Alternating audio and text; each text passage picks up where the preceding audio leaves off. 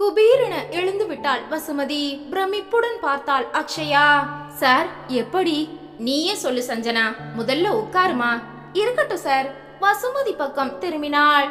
கலவரம் நடக்கிற நேரம் நானும் அந்த ஏரியால தான் இருந்தேன் மேடம். என் ஃப்ரெண்ட் கூட பைக்ல இருந்தேன். அவ ஓட்டுறா, நான் பின்னால.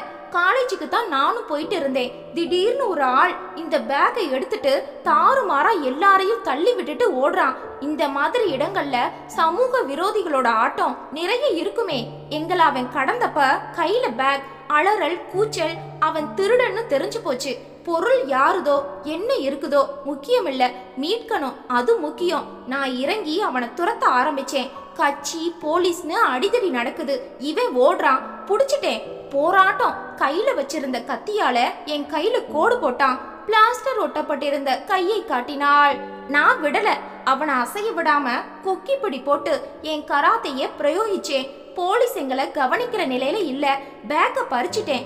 அவனுக்கு நான் கொடுத்த உதையில தப்பான இடத்துல பட்டு துடிச்சு போய் விழுந்துட்டான். அவனை மிதிச்சிட்டு பல பேர் ஓட கலவரம் வழுக்க பேக்கோட உரிமையாளரை தேட முடியாம அதுக்குள்ள தடியடி, கண்ணீர், புகைன்னு அடுத்த கட்டத்துக்கு போக நானும் ஓடி ஒரு கடைக்குள்ள புகுந்துட்டேன். வெளியில வர மணி 9 ஆயிருச்சு. அப்புறமா பெருங்குடியில உள்ள என் வீட்டுக்கு போக மணி 10:30. அப்பா ரொம்ப கவலைப்பட்டார். எந்த கிளினிக்கும் பக்கத்துல இல்ல. வீட்டுல முதலுதவி. காலையில லேட்டா எழுந்து பேக பிரிச்சு பார்க்க சகல விவரங்களும் இருந்தது. போலீஸுக்கு போறதை விட இங்க சொல்றது நல்லதுன்னு பட்டது. எப்படியும் இந்த பொண்ணு இங்கதானே வரணும். மேலும் நான் இங்க மாணவி. முதல்வருக்கு நடந்ததை சொல்ற கடமையும் எனக்கு இருக்கு இல்லையா? அதான். வசுமதி அருகில் நெருங்கினாள். அவளது காயத்தை மெல்ல தொட்டாள். ஒரு பொண்ணா இருந்து எத்தனை பெரிய ரிஸ்க நீ எடுத்திருக்க சஞ்சனா. உன் உயிருக்கு ஆபத்து வந்திருந்தா? மேடம், போற உயிர் எப்படியும் போகும். பாம்பு கடிச்சு பிழைச்சவனும் உண்டு, செருப்பு கடிச்சு செத்தவனும் உண்டு. அஸ்வின் படக்கன சிரித்து விட்டான். வசுமதி திரும்பி முறைத்தாள். பிரின்சிபலிடம் திரும்பி, சாரி சார், எங்க சஞ்சனா இங்க பல பெண்களுக்கு பாடி காட்மா. உங்க அக்ஷயாவையும் கராத்தே கிளாஸ்ல சேர்த்து விடுங்க. இங்க இருக்கு. சோ உங்க அட்மிஷன் ஃபார்மாலிட்டிகளை கம்ப்ளீட் பண்ணிக்கங்க. வசுமதி நன்றி சொல்லி கும்பிட்டாள். வெளியே வந்தார்கள். சஞ்சனா 3 நிமிடங்கள் கழித்து வெளியே வர வசுமதி காத்திருந்தாள். உனக்கு நாங்க ரொம்ப கடமைப்பட்டிருக்கோம் சஞ்சனா. உங்க அம்மாவுக்கு நான் நன்றி சொல்லணும். எதுக்கு? எப்பேற்பட்ட மகளை பெற்றிருக்காங்க. சாரி, எனக்கு அம்மா இல்ல. அப்படின்னா அப்பா மட்டும்தான். எங்களுக்கு அம்மா மட்டும்தான், அப்பா இல்ல. அஸ்வின் முந்தி கொண்டான். அக்ஷயா சஞ்சனாவை நெருங்கினாள். தேங்க்ஸ் அக்கா. ஏய், அக்கான்னு கூப்பிட்டு என் வயச கூட்டாத. சஞ்சனானே கூப்பிடு. இங்க தானே வரப்போற. கராத்தே வகுப்புல முதல் நாள் பாடம் நான் தான் எடுப்பேன். அன்னைக்கு என்னை பார்த்து பயந்து ஓட போற. மேடம், உங்களுக்கு வசந்த மாளிகை வாணிஸ்ரீ சாயல் கொஞ்சம் இருக்கு. உறவா? படக்கன நிமிர்ந்தாள் வசுமதி. சாரி மேடம், தப்பா பேசிட்டேனா? வாணிஸ்ரீய உங்களுக்கு பிடிக்காதா? சிரித்து விட்டாள் வசுமதி. நான் நிறைய பேசுவேன் மேடம். ஓ வாய் காது வரைக்கும் கிளியுதுன்னு எங்க அப்பா திட்டுவார். பேசாம இருந்து பார்த்தேன். முடியாம பிச்சுக்கிட்டு வார்த்தைகள் வந்து அதனால வாய் கிழிஞ்சிடுச்சு மேடம். இப்போது அஸ்வின் சிரித்தான். நீ என்னடா குமரி முத்துவா சிரிச்சுக்கிட்டே இருக்க? வாங்க மேடம், நான் ஃபீஸ் கட்டுற ஏரியாவை உங்களுக்கு காட்டுறேன். எங்க காலேஜ்ல சாப்பாடு உண்டு அக்ஷயா. பல பேர் இங்க படிக்க வரல, நல்லா சாப்பிடத்தான் வர்றாங்க. வீட்ல அம்மா சமைக்கிற கன்றாவி சாப்பாட்டுல இருந்து தப்பிக்க இங்க ஓடி வர்றாங்க. வெள்ளிக்கிழமை போடுற இட்லி தான் இங்க கல்லு. புருஷோத்தமன் சாரோட தாட வீங்கி போச்சு தெரியுமா? மத்தபடி ஓகே. நொடிக்கு ஒரு பட்டாசன சரமாரியாக கொளுத்தி போட்டு கொண்டே இருந்தாள். அவளே ஃபீஸ் கட்ட உதவி செய்து புத்தகங்களை கூடவே இருந்து வாங்கி தந்து வேறு சில சங்கதிகளையும் முடித்து பிரம்மாண்ட டைனிங் ஹாலுக்கு அழைத்து வந்தாள். கூட இருந்து சாப்பிட வைத்தாள். பேரண்ட்ஸ சாப்பிடாம அனுப்ப மாட்டாங்க. சமைச்சதெல்லாம் யாருக்காவது போட்டாகணுமே. பாவம் அப்பா அம்மாக்கள். அக்ஷயாவுக்கு சிரித்து புறையேறி விட்டது. மெதுவா வந்து மாட்டியாச்சு. மேடம், எல்லாரும் உங்களையே திரும்பி பாக்குறாங்க. காலையில கமிஷனர் கூட நீங்க பேசினது மீடியால போய்கிட்டே இருக்கு. அடிக்கடி காட்டுறான். வசுமதி ஓர கண்ணால் கவனித்தாள். டிவில பல மூஞ்சிகளை பார்க்க முடியல. நீங்க அழகா இருக்கீங்க. சீரியல்ல நடிக்கலாம் வில்லி வேஷத்துல. அக்ஷயா உறக்க சிரித்து விட்டாள். அம்மா, நீ வில்லியா? ஏண்டா, இப்பெல்லாம் தமிழ்நாட்டுல வில்லிகளுக்கு தான் ரொம்ப மரியாதை. விடு, ஏதாவது பேசி என்ன கொண்டு போய் ஜெயில தள்ளிட போறாங்க. எல்லாம் முடிய புறப்பட்டார்கள். வெளியே வந்தார்கள். சஞ்சனா, உன் விலாசம் கொடுமா. எதுக்கு மேடம்? நிச்சயமா உங்க வீட்டுக்கு நான் வரணும். உங்க அப்பாவுக்கு நன்றி சொல்லணும். இவளுக்கு நீதான் வழி காட்டணும். அக்ஷயா, உன்னை ஒரு வழி பண்ணிடுறேன். போக்கா. அக்கான்னு சொல்றியா திரும்பவும்? வாடி காலேஜுக்கு, உன்னை வச்சு செய்றேன். பாய் மேடம், வர்றேண்டா புன்னகை மன்னா. வேகமாக ஓடி மறைந்தாள். ஆட்டோவில் ஏறிய பிறகும் மூவரும் சஞ்சனா பற்றியே பேசிக் கொண்டு வந்தார்கள். உங்களுக்கு வசந்த மாளிகை வாணிஸ்ரீ சாயல் இருக்கு. அந்த வாக்கியம் உள்ளே குடைந்தது. ஒரு நாள் முழுக்க நெருப்பில் விழுந்த புழுவாக துடித்த அக்ஷயா தெளிந்து விட்டாள். வீடு திரும்பி சந்தோஷமாக இருந்தாள். ஃபீஸ் கட்டி புத்தகம் வாங்கி எல்லாம் முடிந்து விட்டது. தம்பி அஸ்வினுடன் அரட்டையில் இறங்கி விட்டாள். காலேஜ் திறக்க 2 வாரம் தான் இருக்கு. அதுக்குள்ள நிறைய ட்ரெஸ் தைக்கணும், செருப்பு வாங்கணும் என பட்டியலை அடுக்கிக் கொண்டே போனாள். வசுமதி எதுவும் பேசவில்லை. ஏமா எதுவும் பேசாம இருக்க? அக்ஷயா கேட்க, எப்படி பேசுவாங்க? 8 லட்சம் ரூபாய் கார் எரிஞ்சு போச்சே. அம்மா, அந்த பணம் போனது தானா? இல்லம்மா, இன்சூரன்ஸ் இருக்குல்ல, வாங்கிடலாம். 80% கிடைக்கும். கமிஷனர் கிட்ட பேசி முழுசா வாங்க பார்க்கலாம். கலவரத்துல உண்டான நஷ்டம் தானே. அம்மா, கமிஷனருக்கு நன்றி சொன்னியா? சொல்லிட்டம்மா. சம்பந்தப்பட்ட எல்லாருக்கும் விவரம் சொல்லியாச்சு. அப்புறம் என்ன, இன்சூரன்ஸ் கிடைக்கும்னு சொல்ற. எனக்கும் அட்மிஷன் கிடைச்சாச்சு. அப்புறம் என்ன கவலை? அந்த அக்கா சஞ்சனாவுக்கு தான் நன்றி சொல்லிட்டே இருக்கணும். வாழ்நாள்ல அவங்கள மட்டும் மறக்கவே கூடாதுமா. வசுமதி பேசவில்லை. எத்தனை புத்தி, என்ன ஒரு நேர்மை, அழகு, சாதுரியம், கலகலப்பு எல்லாம் சேர்ந்த பெண். இந்த மாதிரி யாரும் இருக்க மாட்டாங்க. அவங்க வீட்டுக்கு போயே ஆகணும். விலாசம் வாங்கினியா? கேட்டேன், தர்றேனா. அப்புறம் பேச்சுவாக்குல மறந்து போச்சுமா. அவங்க பேரண்ட்ஸுக்கு நன்றி சொல்லியே ஆகணுமா. சரிடி, போகலாம். வசுமதிக்கு போனுக்கு மேல் போன். அவளது மீடியா கவரேஜ் கண்டு தெரிந்தவர்கள் அத்தனை பேரும் அழைத்து பேசினார்கள். மேடம், மறுபடியும் உங்களை சந்திக்கணும். அம்மா, வர சொல்லு. காரணம் சஞ்சனா அக்கான்னு சொல்லியே ஆகணும். மறுநாள் காலை வந்து விட்டார்கள் ஊடக மக்கள். வசுமதி சகலமும் சொன்னாள். அப்படி ஒரு பெண்ணை பார்க்கவே முடியாது. அவ வீராங்கனை, மீட்டு கொடுத்துட்டா. அவங்க விலாசம் தரல. காலேஜ்ல படிக்கிறா, கடைசி வருஷம். பேரு சஞ்சனா. சரி, நாங்க பாத்துக்கிறோம். அடுத்த 1 மணி நேரத்திற்குள் கல்லூரி வளாகத்தில் அனுமதி பெற்று ஊடகம் நுழைய முதல்வரை அழைக்க பரபரப்பானது. சஞ்சனா அழைக்கப்பட்டாள். அவளது பேட்டி, கேள்விகள், கலவரம் பற்றிய கருத்து என தொடங்க, சாரி, மனிதாபிமானத்தோட செயல்பட்டேன். திருடுகிட்ட இருந்து மீட்டேன், அவ்வளவுதான். கலவரம் பற்றி கருத்து தேவையில்லை. மாணவர்கள் அரசியல்ல நுழையறதுல எனக்கு அபிப்பிராயம் இல்ல. படிப்பு கெடக்கூடாது. நன்றி. மறுபடியும் துடைத்து பார்த்து முடியாமல் ஊடகங்கள் வெளியேற சில நிமிடங்களில் அரசியல் கூடாது என ஆணித்தரமாக சொல்லும் வீராங்கனை மாணவி சஞ்சனா என அவளது பேட்டி திரும்ப திரும்ப போக இங்கே அக்ஷயா உற்சாகமாகிவிட்டாள். வசுமதி உட்கார்ந்து பார்த்தாள். இருவரது பேட்டியும் போக, அம்மா, தலைய ஆட்டுறது, பாடி லாங்குவேஜ், கண் சிமிட்டுறது எல்லாமே உன்ன மாதிரியே இருக்குமா? அக்ஷயா சொல்ல வசுமதி அதிர்ச்சியுடன் நிமிர்ந்தாள். என்னடி உளர்ற? உளர்ல அஸ்வின், நீ பாருடா. அக்கா சொல்றது நிஜம். அந்த சஞ்சனா அக்காவுக்கு உன் ஸ்டைல் எப்படிமா வந்தது? நிறுத்துடா. அந்த பொண்ணு யாரோ, என் ஸ்டைல் எப்படிடா வரும்? அதுக்கு ஏமா கோவப்படுற? வரட்டுமே. நீயும் அழகு, அந்த அக்காவும் அழகு. அட்மிஷன் வாங்க காரணமான அக்கா, தப்பென்ன? வசுமதி எழுந்து விட்டாள். ஏமா ஒரு மாதிரி நிலை கொள்ளாம இருக்க? இல்லடி. உள்ளே போனால் எதுவும் ஓடவில்லை. உங்களுக்கு வசந்த மாளிகை வாணிஸ்ரீ சாயல் இருக்கு. உள்ளே அந்த வாக்கியம் தைத்தது. வசு, உனக்கு வசந்த மாளிகை வாணிஸ்ரீ சாயல் இருக்கு.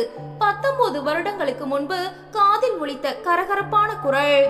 எனக்கு அம்மா இல்ல, அப்பா மட்டும்தான். முதல்வர் அறையில் அவளை பார்த்ததுமே உள்ளே ஒரு புது ரத்தம் பாய்ந்த உணர்வு. பரபரப்பான நரம்புகளின் மின்சாரம். எதுவும் புரியவில்லை. காலை எழுந்து குளித்து சமையல் முடித்து பேங்குக்கு புறப்பட்டு விட்டாள் வசுமதி. அஸ்வின் பள்ளிக்கூடத்துக்கு தயாராகிவிட்டான். அக்ஷயா, நீ மட்டும் வீட்ல இருக்க. தோழிகளை பார்க்கணும், அது இதுன்னு வெளியே போயிடாத. இப்ப நிலைமை சரியில்லை. மீடியா ஆட்கள் யார் வந்தாலும் நான் இல்லாம நீ பேச வேண்டாம், புரியுதா? சரிம்மா. வசுமதி புறப்பட்டு விட்டாள். சாதாரணமாக காரில் தான் போவாள். அவளை ஓட்டி கொண்டு போவாள். கார் எரிந்து விட்டது. கால் டாக்ஸி புக் செய்து புறப்பட்டாள். மனதிற்குள் காரணம் புரியாத பரபரப்பு. மறுபடியும் சஞ்சனாவை பார்க்கும் உந்துதல். முதலில் வங்கிக்கு வந்து விட்டாள். பரபரப்புக்கு பிறகு வருவதால் அவளை சுற்றி உயர் அதிகாரிகள் உட்பட கூட்டமே கூடிவிட்டது. அவளிடம் கேள்விக்கு மேல் கேள்விகள். அவளை விடவில்லை. ஒரே நாள்ல பாப்புலர் ஆயிட்டீங்க மேடம். முழு பணமும் வாங்கிடலாம், தப்பு நம்ம கிட்ட இல்ல மேடம். நீங்க பேங்க் அதிகாரி, உங்களுக்கு பணம் முழுசா வரலனா மீடியாவை கூப்பிட்டு சொல்லுங்க. பலவித ஆலோசனைகள். உங்களுக்கு உதவுன பெண் ரொம்ப தைரியசாலி. அவ பார்க்க உங்கள மாதிரியே இருக்கா மேடம். யாரோ சொல்ல சுருக்கன முள்குத்தியது. தன் மகள் அக்ஷயாவுக்கு அடுத்தபடியாக இதே ஏக விமர்சனம் தாழ முடியவில்லை. சரி, வேலைய பாருங்க, லஞ்ச் பிரேக்ல பேசிக்கலாம். வேலையில் மூழ்கிவிட்டாள். ஆனாலும் உள்ளே ஒரு குடைச்சல் இருந்தது. அதே நேரம் சஞ்சனா கல்லூரிக்கு புறப்பட்டு கொண்டிருந்தாள். அப்பா, சாப்பாடு ரெடியா? குரல் கொடுத்தாள். பதிலே இல்லை. அப்பா, ஒன்னதான். உள்ளே வந்தாள். சமையல் கட்டு காலியாக இருந்தது. எதுவும் செய்த சுவடை அங்கு இல்லை. அப்பா, எழுந்த முதல் நான் உன்னை பார்க்கவே இல்லையே. குளிச்சு ட்ரெஸ் பண்ணிட்டு வர்றேன், நீ எங்க? கூடத்தில் பார்த்து உள்ளே வர முடங்கல் சப்தம் கேட்டது. அப்பா சம்பத் சுருண்டு படுத்திருந்தார். அப்பா, என்ன ஆச்சு? அருகில் வந்து தொட்டாள். உடம்பு நெருப்பாக கொதித்தது. ஜுரம் தெரிந்தது. அப்பா, நான் ஆட்டோ கொண்டு வரேன், டாக்டர் கிட்ட போயிடலாம், எழுந்து உட்காரு. அவரை எழுப்பி உட்கார வைக்க கழுக்கன அவர் வாந்தி எடுக்க கையில் ஏந்தி கொண்டாள். என்னப்பா இது? பதறிவிட்டாள்.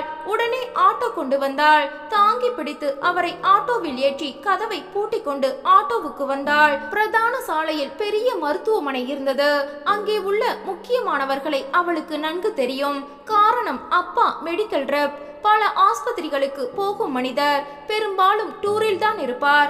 வெளியூர் டூர் என்பது மாதத்தில் 15 நாட்கள். அந்த நேரம் பக்கத்து வீட்டு பாட்டியிடம் சஞ்சனாவை ஒப்படைத்து விட்டு செல்வார். சமீபமாக 10 வருடங்களாக சஞ்சனா பருவமடைந்த பிறகு டூர் போவதில்லை.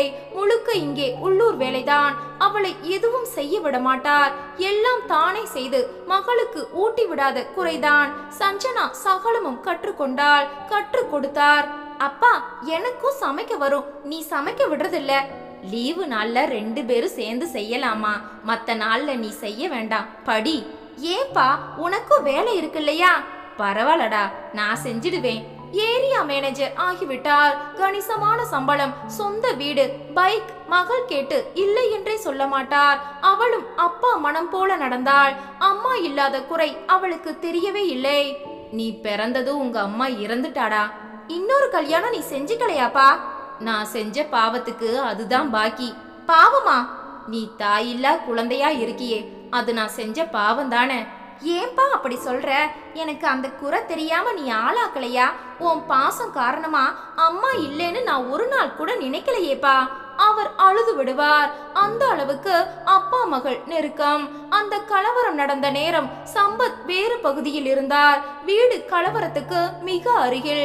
பயந்து திரும்ப திரும்ப போன் செய்து சஞ்சனா கிடைக்காமல் போக நடுங்கி விட்டார். வீடு திரும்பியும் சஞ்சனா வரவில்லை. இரவு 10 கடந்து அவள் திரும்ப சம்பத் வாய்விட்டு அழுதே விட்டார். என்னப்பா இது?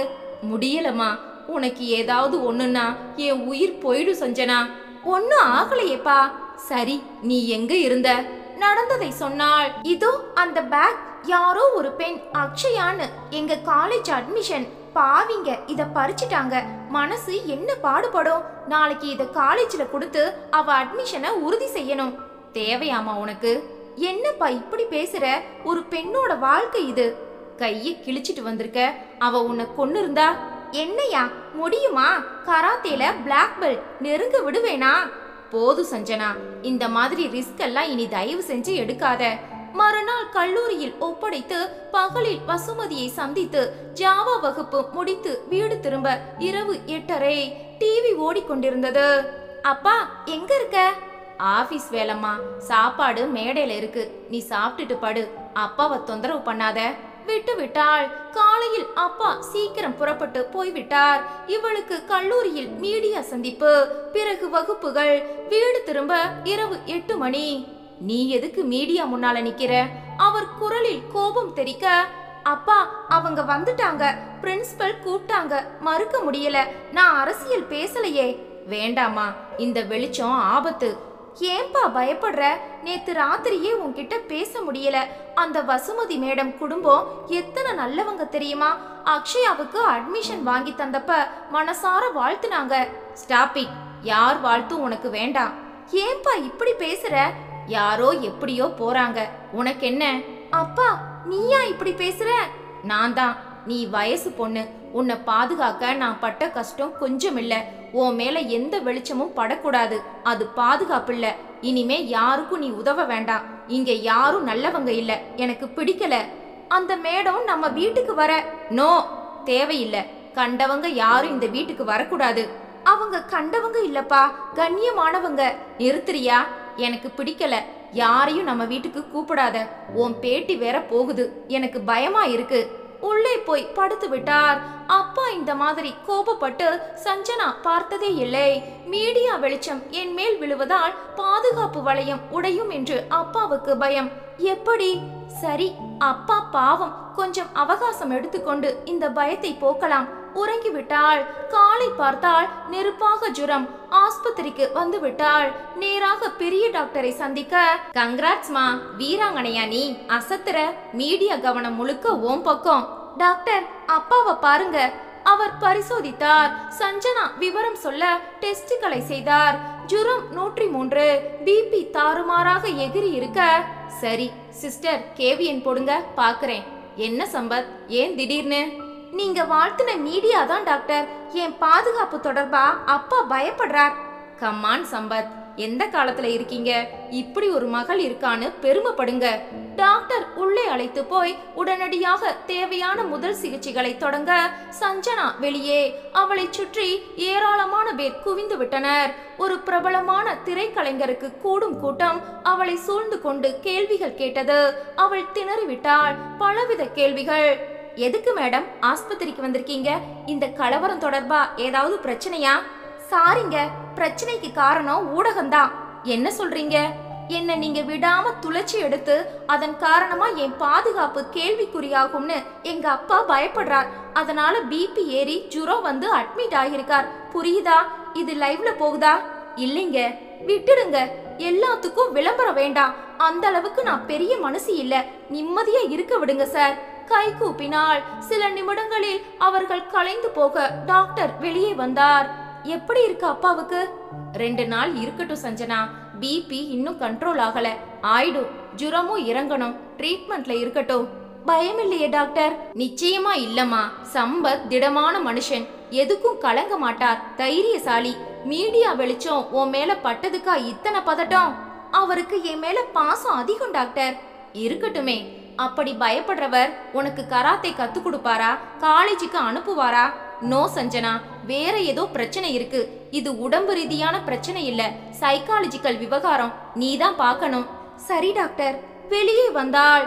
என்னது மனோதத்துவ வியாதி? இதுல அப்பாவுக்கு மனசு பாதிக்க என்ன இருக்கு? புரியவில்லை. நேராக கல்லூரிக்கு வந்து விட்டாள். அதே நேரம் பேங்கில் இருந்து கல்லூரிக்கு வசுமதி போன். கல்லூரி ஆபீஸில் தன் பெயரை சொல்ல, மேடம், பிரின்சிபல் சார் ஒரு மீட்டிங்ல இருக்கார், இப்ப பேசுறது கஷ்டம். ஐயோ வேண்டாம், ஒரு உதவி வேணும். சொல்லுங்க மேடம். சஞ்சனா வீட்டு விலாசம் வேணும். அவங்க அப்பாவை பார்த்து நன்றி சொல்லணும். என் மகளுக்கு அவ செஞ்சது பெரிய உதவி இல்லையா? நான் பார்த்து உங்களுக்கு வாட்ஸ்அப்ல அனுப்புறேன் மேடம். தேங்க்யூமா. சில நிமிடங்களில் பார்த்து வசுமதிக்கு சஞ்சனாவின் விலாசம் வாட்ஸ்அப்பில் வந்து விட்டது. அதே நேரம் சஞ்சனா கல்லூரிக்கு வந்தாள். அந்த நேரம் செக்ரட்டரி வர சஞ்சனா வணங்கி விவரம் சொல்ல, அடடா, இப்ப எப்படி இருக்காரு உங்க அப்பா? ஆஸ்பத்திரியில தான். பாத்துக்கோமா, அந்த அக்ஷயா அம்மா பேங்க் அதிகாரி உன் விலாசம் கேட்டாங்க, கொடுத்தேன். அவங்க போன் நம்பர் இருக்கா மேடம்? தர்றேன். அவள் உடனே தந்து விட்டு போக சஞ்சனா வெளியே வந்து போன் செய்தாள். பேங்கில் வசுமதி எடுத்தாள். நான் சஞ்சனா பேசுறேன். வசுமதிக்கு மறுபடியும் ஒரு அதிர்வு. என்னம்மா, நான் ஓ நினைப்பிலேயே இருக்கேன், நீயே கூப்பிட்டுட்ட. எதுக்கு என் விலாசம் வாங்குனீங்க? அன்னைக்கு வாங்க மறந்து போயிட்டேன். உங்க அப்பாவை பார்த்து நன்றி சொல்லணும். எதுக்கு மேடம்? நீ செஞ்சது சாதாரண உதவியா?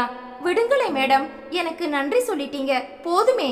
இல்லம்மா, உங்க அப்பாவை பார்க்கணும். வேண்டாம் மேடம். ஏன் தடுக்கிற? எங்க அப்பா ஆஸ்பத்திரியில அட்மிட் ஆயிருக்கார். ஐயோ, எந்த ஆஸ்பத்திரி? வந்துடாதீங்க, நான் சொல்ல மாட்டேன். எதுக்குமா என்கிட்ட இத்தனை கோபம் உனக்கு? கோபம் எதுவும் இல்ல மேடம். இத நான் நம்பல. ஏதோ ஒரு பிரச்சனை இருக்கு. எதா இருந்தாலும் சொல்லுமா. வாணிஸ்ரீ, விட மாட்டீங்களா? நான் வாணிஸ்ரீ இல்ல, வசுமதி. என்ன பிரச்சனை? அப்பாவின் பயத்தை அப்படியே புட்டு புட்டு வைத்தாள். அப்பாவுக்கு இலகின மனசுதான், எல்லாருக்கும் உதவி செய்வார். ஆனா இந்த மீடியா வெளிச்சம் என் மேல பட்ட முதல் நடுங்குறார். என் பாதுகாப்புக்காக தயங்குறார். காரணம் நீங்க தான். கோபம் உங்க பக்கம் திரும்பும் மேடம். தயவு செஞ்சு வராதீங்க.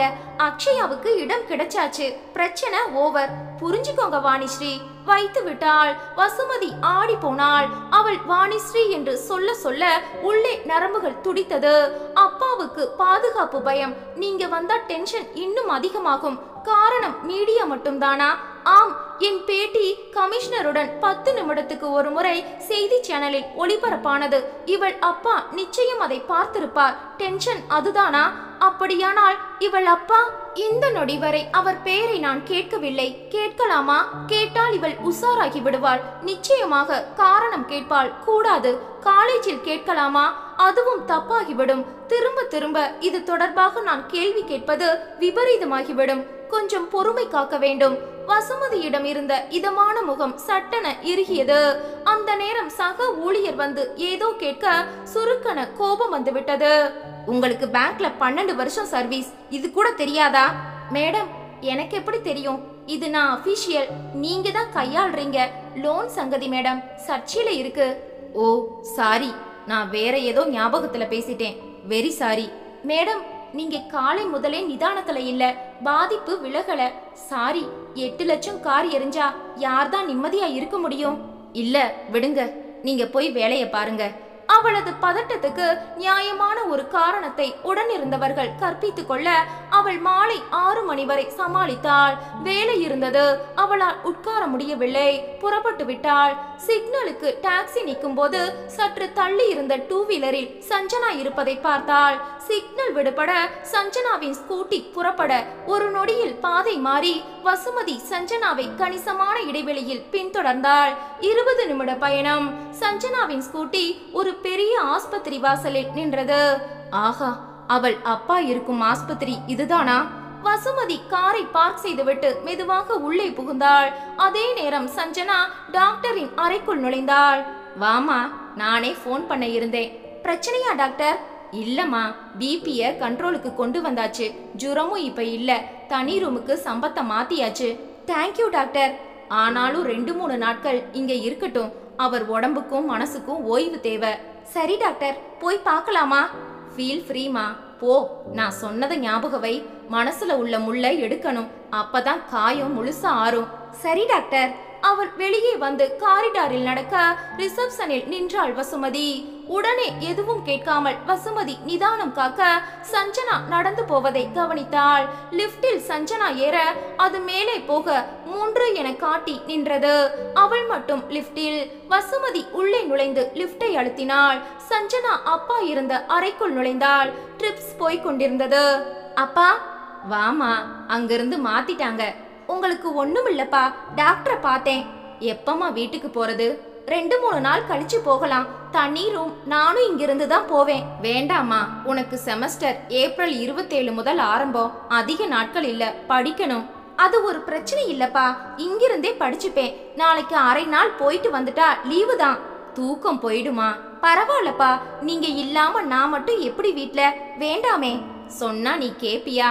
அப்பா, உங்க சமையலை விட ஆஸ்பத்திரி கேண்டீன் சாப்பாடு சூப்பரா இருக்கும். ஆரம்பிச்சிட்டியா? நாக்கு செத்து போச்சுப்பா. கழுத, வீட்டுக்கு வா, நான் பாத்துக்கிறேன். நர்ஸ் வந்தாள். ட்ரிப்ஸை சரி செய்தாள். அப்பா, சாப்பிட என்ன கொடுத்தாங்க? டயட்டீசியன் சொல்றபடி கேக்குறேனா? நீ மத்தியானம் சாப்பிட்டியா? இல்ல, பசி தாங்காதுமா உனக்கு. நாளைக்கு டிஸ்சார்ஜ் கேட்டு நான் வீட்டுக்கு வரேன். விடுப்பா, அலட்டிக்காத. அம்மாடி, இங்க பணம் கட்டணும். என் மொபைல், ஏடிஎம் கார்டு எல்லாம் வீட்ல இருக்கு. ஏடிஎம் கார்டு உங்களோடது என்கிட்ட இருக்கு. எங்க ஆபீஸ்க்கும் விவரம் சொல்லணும். நீ போய் 25,000 டிராப் பண்ணிட்டு வாமா. இங்க எதுவும் கட்டல. சரிப்பா, நான் இப்பவே போறேன். அம்மாடி. சொல்லுப்பா. உனக்கு நான் ரொம்ப கஷ்டம் கொடுக்கறேன். இப்படி நீ பிளேடு போட்டுக்கிட்டே இருந்தா கஷ்டம்தான். விடேப்பா. அவள் வெளியே வந்தாள். ஒளிந்து நின்ற வசுமதி அவள் வெளியே வருவதை பார்த்தாள். அந்த அறையை குறித்து கொண்டாள். நர்ஸ் வர, வெளியே போய் 10 நிமிஷத்துல வந்துடுவேன். ராத்திரி இங்கதான் இருப்பேன். நீங்க வாங்க, கார்ட்ஸ் விளையாடலாம். அந்த நர்ஸ் சிரித்து விட்டு போனாள். வசுமதி புறப்பட்டு விட்டாள். இரவு 8 மணிக்கு வசுமதி வீடு திரும்ப அக்ஷயா அஸ்வின் சண்டை போட்டுக் கொண்டிருந்தார்கள். 2 பேருக்கும் சண்டை வர காரணம் ஒன்றும் பெரிதாக இருக்காது. ஆனால் அடிக்கடி சண்டை வரும். என்ன டிவி பார்க்க கூடாதுன்னு சொல்ற அக்கா. ஆமா, பரீட்சை தொடங்க போகுது, அதுல என்னடா தப்பு? என்ன சொல்லிட்டு அவ பாக்குறாளே, எனக்கு இப்ப என்னடா பரீட்சை? சரி விடுங்கடி. அம்மா பசிக்குது, இருப்பா ரெடி பண்ணி கொடுத்துறேன். வசுமதி எந்திர கதியில் உணவு தயாரித்தாள். ஆஸ்பத்திரிக்கு போய் எதுவும் கேட்காமல் சஞ்சனாவை பின்தொடர்ந்தே விவரம் வந்து விட்டது. நாளை சஞ்சனா கல்லூரிக்கு போவாளா? எப்படி தெரிந்து கொள்வது? அவள் இல்லாத நேரம் அங்கு போய்விட வேண்டும். உள்ளே கேள்வி வந்தது. எதற்கு? ஏன் இந்த துப்பறியும் வேலை? நான் தெரிந்து கொண்டே ஆக வேண்டும். மனதில் அந்த சந்தேகம் வந்துவிட்டது. தெரியாவிட்டால் மண்டை வெடித்துவிடும். ஏப்ரல் 9ஆம் தேதி உயிர் பெறுகிறதா? அடுப்பில் பால் பொங்கி வழிந்தது. அம்மா, பால் பொங்குது. பாய்ந்து வந்து அக்ஷயா அடுப்பை அணைத்தாள். எங்க கவனம்? இல்லடி, நீ சரியா இல்லம்மா. அப்படிதாண்டி இருக்கும். ஏன்னா நான் அம்மா. எங்களுக்கு ஆபத்து இல்லையே, அட்மிஷனும் கிடைச்சாச்சே, அப்புறமா என்ன கலக்கம்? விடு அக்ஷயா. பிள்ளைகளுக்கு ரொட்டியும் குருமாவும் தர. அம்மா, குருமால உப்பு இல்ல, காய் வேகல, ரொட்டி கருகி இருக்கு, எனக்கு பிடிக்கல. அஸ்வின் எழுந்து போக, என்னாச்சுமா உனக்கு? தெரியலடி. அக்ஷயா எழுந்து கை கழுவினாள். அஸ்வின், நூடுல்ஸ் பண்ணி தரேன்டா. சரிக்கா. அம்மா நீ போய் உட்காரு, நான் பாத்துக்கிறேன். அவளே தயார் செய்து தம்பிக்கும் கொடுத்தாள். அம்மா நீயும் சாப்பிடு. எனக்கு வேண்டாமா, டயர்டா இருக்கு, நான் போய் படுக்கிறேன். அக்கா, கார்னஸ்டோம் பெருசா பாதிச்சிருச்சா? இல்லடா, அது கிடைச்சிடும். அம்மா இதுக்கெல்லாம் கலங்குற ஆள் இல்ல, வேற என்னவோ இருக்கு. இருவரும் போய் படுத்து விட ரங்கனின் படத்தருகில் வந்து நின்றாள் வசுமதி. அதையே பார்த்தாள். என்னங்க, நான் நினைக்கிற மாதிரி இருக்குமா? மனசு ரொம்ப குழம்புது. 19 வருஷம் கழிச்சு இந்த குழப்பம் எனக்கு தேவைதானா? நீங்க இல்லாத ஒரு குறை தவிர நம்ம பிள்ளைங்களை நல்லா ஆளாக்க உணர்ச்சிகளை ஒதுக்கி வச்சுட்டு நான் திடமா வாழ்றேன். இப்ப எதுக்கு இத்தனை வருஷங்கள் கழிச்சு இந்த சலனம்? பயமா இருக்குங்க. கண்கள் கலங்க தளர்ந்து போய் அவர் படத்துக்கு கீழே உட்கார்ந்தாள். உள்ளே துக்கம் பீறிட்டது. ரங்கன் படத்தில் சிரித்தபடி. அதே நேரம், அப்பா ஏடிஎம்ல பணம் எடுத்தாச்சு, இந்தாங்க 25,000. பேக்ல வை சஞ்சனா, பத்திரம். நாளைக்கு காலையில பணத்தை கட்டிடு. உங்க ஆபீஸ்ல சொல்லிட்டேன்பா, காலையில உங்களை பார்க்க வருவாங்க. சரிம்மா, நீ சாப்பிட்டியா? ஆச்சுப்பா. நர்ஸ் வந்து பார்க்க வேறொரு பெண் சாப்பாடு கொண்டு வர அப்பாவை உட்கார வைத்து ஊட்டி விட்டாள். வீட்டுக்கு வந்ததும் நீ எதுவும் செய்யாதப்பா, எல்லாம் நான் பாத்துக்கிறேன். லீவை எக்ஸ்டெண்ட் பண்ணிடு. நீ வேலைக்கு போகலனா கம்பெனியை இழுத்து மூட மாட்டாங்க. சரிம்மா. சிஸ்டர், டிவி போடலாமா? தாராளமா. அவர் இப்ப தெளிவா இருக்கார், ஆனா சீரியல் பார்த்து பிபி ஏறிட போகுது. நர்ஸ் சிரித்தபடி வெளியே போனாள். நீ படுப்பா. அவள் ரிமோட்டை எடுத்து சேனல் மாற்றிக்கொண்டே வந்தாள். ஓரிடத்தில் மயக்கம் என்ன, இந்த மௌனம் என்ன, பாடல் ஒலிக்க, ஐ வசந்த மாளிகை வாணிஸ்ரீ, சஞ்சனா உற்சாகமாக சொல்ல, சம்பத் குபீரென கண்களை திறந்தார். அந்த காட்சி ஓடிக்கொண்டிருந்தது. ஒளியை கூட்டினாள் சஞ்சனா. அதை நிறுத்துமா, நாராசமா இருக்கு. போப்பா, வசந்த மாளிகை வாணிஸ்ரீய உனக்கு பிடிக்காதா? எனக்கு ரொம்ப பிடிக்கும். நேத்து தானே நான் பார்த்தேன் வாணிஸ்ரீய. அவர் புருவம் ஏற, நீ எங்க அவங்கள பார்த்த? நிறைய வயசாயிருக்குமே வாணிஸ்ரீக்கு. இல்லப்பா, அதிகம் போனா 45 இருக்கலாம். சம்பத் எழுந்து உட்கார்ந்தார். உளராத சஞ்சனா, வசந்த மாளிகை படம் வந்தே 46 வருஷமாச்சு. அவங்க அதுல கதாநாயகி. இப்ப 70 வயசு கூட ஆகி இருக்கலாம், மேலேயே இருக்கலாம். சஞ்சனா சிரித்தாள். அப்பா, நான் அந்த வாணிஸ்ரீய சொல்லல. அக்ஷயாவோட அம்மா கூட அசல் வாணிஸ்ரீ மாதிரி தான் இருக்காங்க. அவர் முகம் மாறிவிட்டது. காலேஜ்ல நான் அந்த மேடம் கிட்ட இதத்தான் சொன்னேன். சம்பத்துக்கு வியர்த்தது. நீ டிவில பார்க்கவே இல்லையா? மீடியா கூவி கூவி அவங்களுக்கு விளம்பரம் தந்தாங்களே, மூக்கும் நெத்தியும் வாணிஸ்ரீயே தான். will you stop it Sanjana? கத்தி விட்டார் சம்பத். சஞ்சனா மிரண்டு விட்டாள். ஏன்பா இப்படி கூச்சல் போடுற? என்னாச்சு? அவருக்கு வியர்வை ஊற்றெடுத்து உடம்பு தடதடவன ஆட, முகம் ஒரு மாதிரி மாற சஞ்சனா பயந்து விட்டாள். உடனே பெல்லடிக்க நர்ஸ் வந்து விட்டாள். அப்பா என்னவோ மாதிரி இருக்கார் சிஸ்டர். டாக்டர் கிட்ட சொல்றேமா. சில நொடிகளில் டாக்டர் வந்து விட்டார். பரிசோதித்தார். நார்மலுக்கு வந்த பிபி ஏன் இப்படி ஏறி இருக்கு? சஞ்சனா, என்னம்மா ஆச்சு? ஏன் என்ன சம்பத்?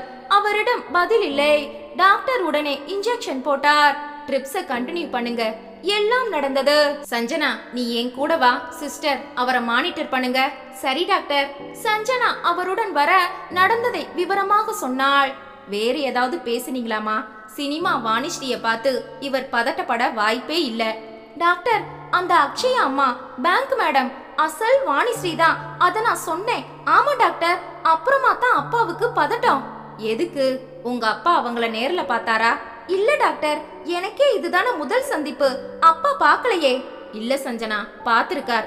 இல்ல டாக்டர், மீடியா அவங்கள தொடர்ந்து கவர் பண்ணினப்ப இவரும் அதை பார்த்திருப்பார் இல்லையா?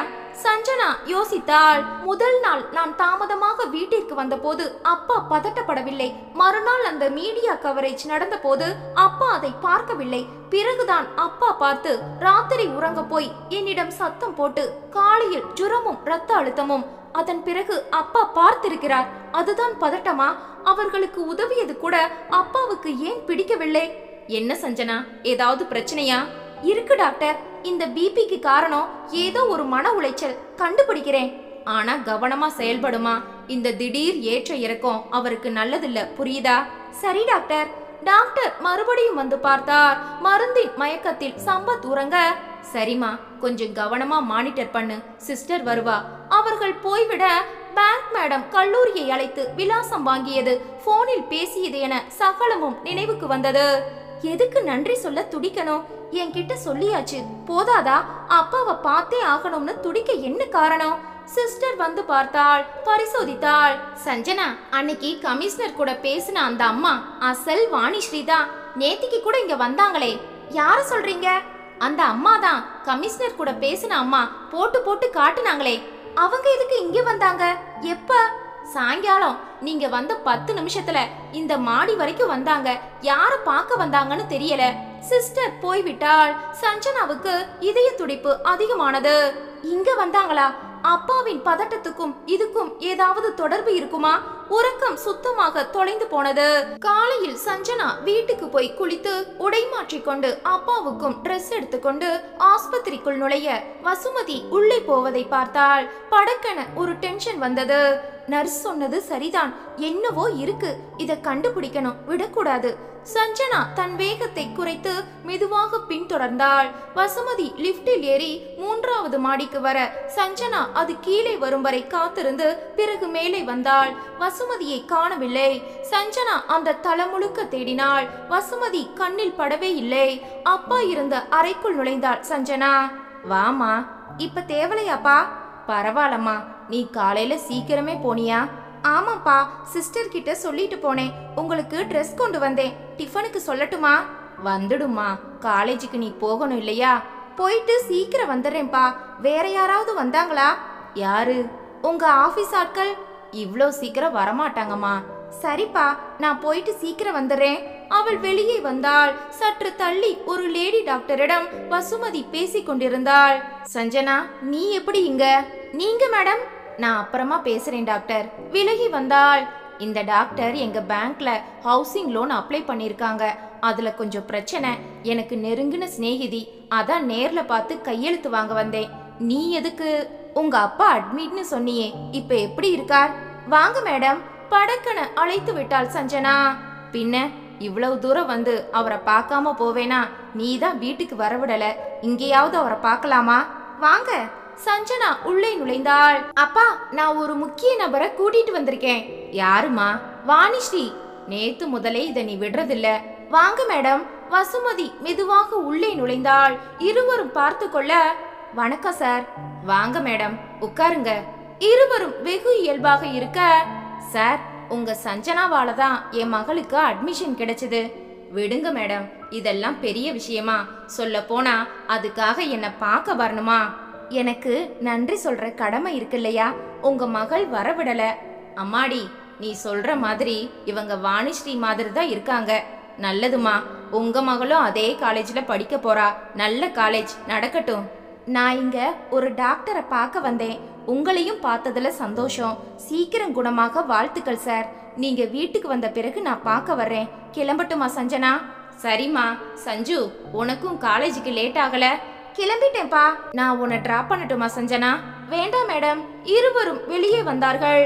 வசுமதி புறப்பட்டு போக சஞ்சனா டாக்டரிடம் வந்தாள். டாக்டர், அந்த அம்மா வந்தாங்க. அவங்களால எந்த பிரச்சனையும் இல்ல. இப்பதான் அப்பாவை அவங்க முதல்ல பாக்குறாங்க. அப்ப எதுக்கு வாணிஸ்டின்னு சொன்னதும் பதட்டம்? புரியல. நிஜமாவே மண்டை குழம்புது. இதுல சைக்காலஜிக்கலா பிரச்சனை எதுவும் இல்ல டாக்டர். சரிம்மா, நாளைக்கு டிஸ்சார்ஜ் பண்ணிக்கலாம். சஞ்சனா வாசலில் இறங்கி ஆட்டோவில் போனதும் மறைவில் நிறுத்தி வைத்திருந்த காரை வெளியே எடுத்தாள் வசுமதி. பெருமூச்சு விட்டாள்.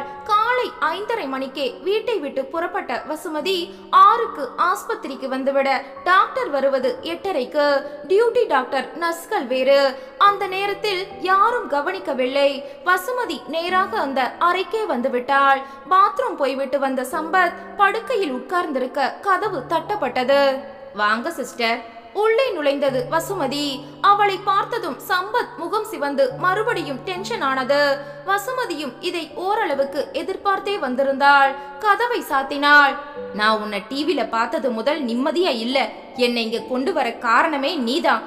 என் பிபி ஜுரத்துக்கு காரணம் நீ. வசுமதி எதுவும் பேசவில்லை. எதுக்கு இங்க வந்த? எந்த ஒரு கேள்வியும் கேட்கிற தகுதியோ யோகியதையோ உனக்கு இல்ல சம்பத். நான் பழைய கதை எதையும் பேச இங்க வரல. அந்த வாணிஸ்ரீங்கிற வார்த்தை சஞ்சனா என்ன வரவிடாம தடுத்தது. ரெண்டையும் கூட்டி கழிச்சு பார்த்தப்ப இங்க நீ இருக்கலாம்னு யூகிச்சேன். நான் உன்னை ஒரே ஒரு கேள்விதான் கேட்கணும். என்ன? சஞ்சனா தானே என் மகள்? இல்ல, அம்மானு சொல்லிக்கிற தகுதி உனக்கு இல்ல.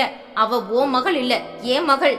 அதனால தான் சொல்லிக்காம வெளிநாட்டுக்கு ஓடினியா என்னை ஏமாத்திட்டு? பேசாத.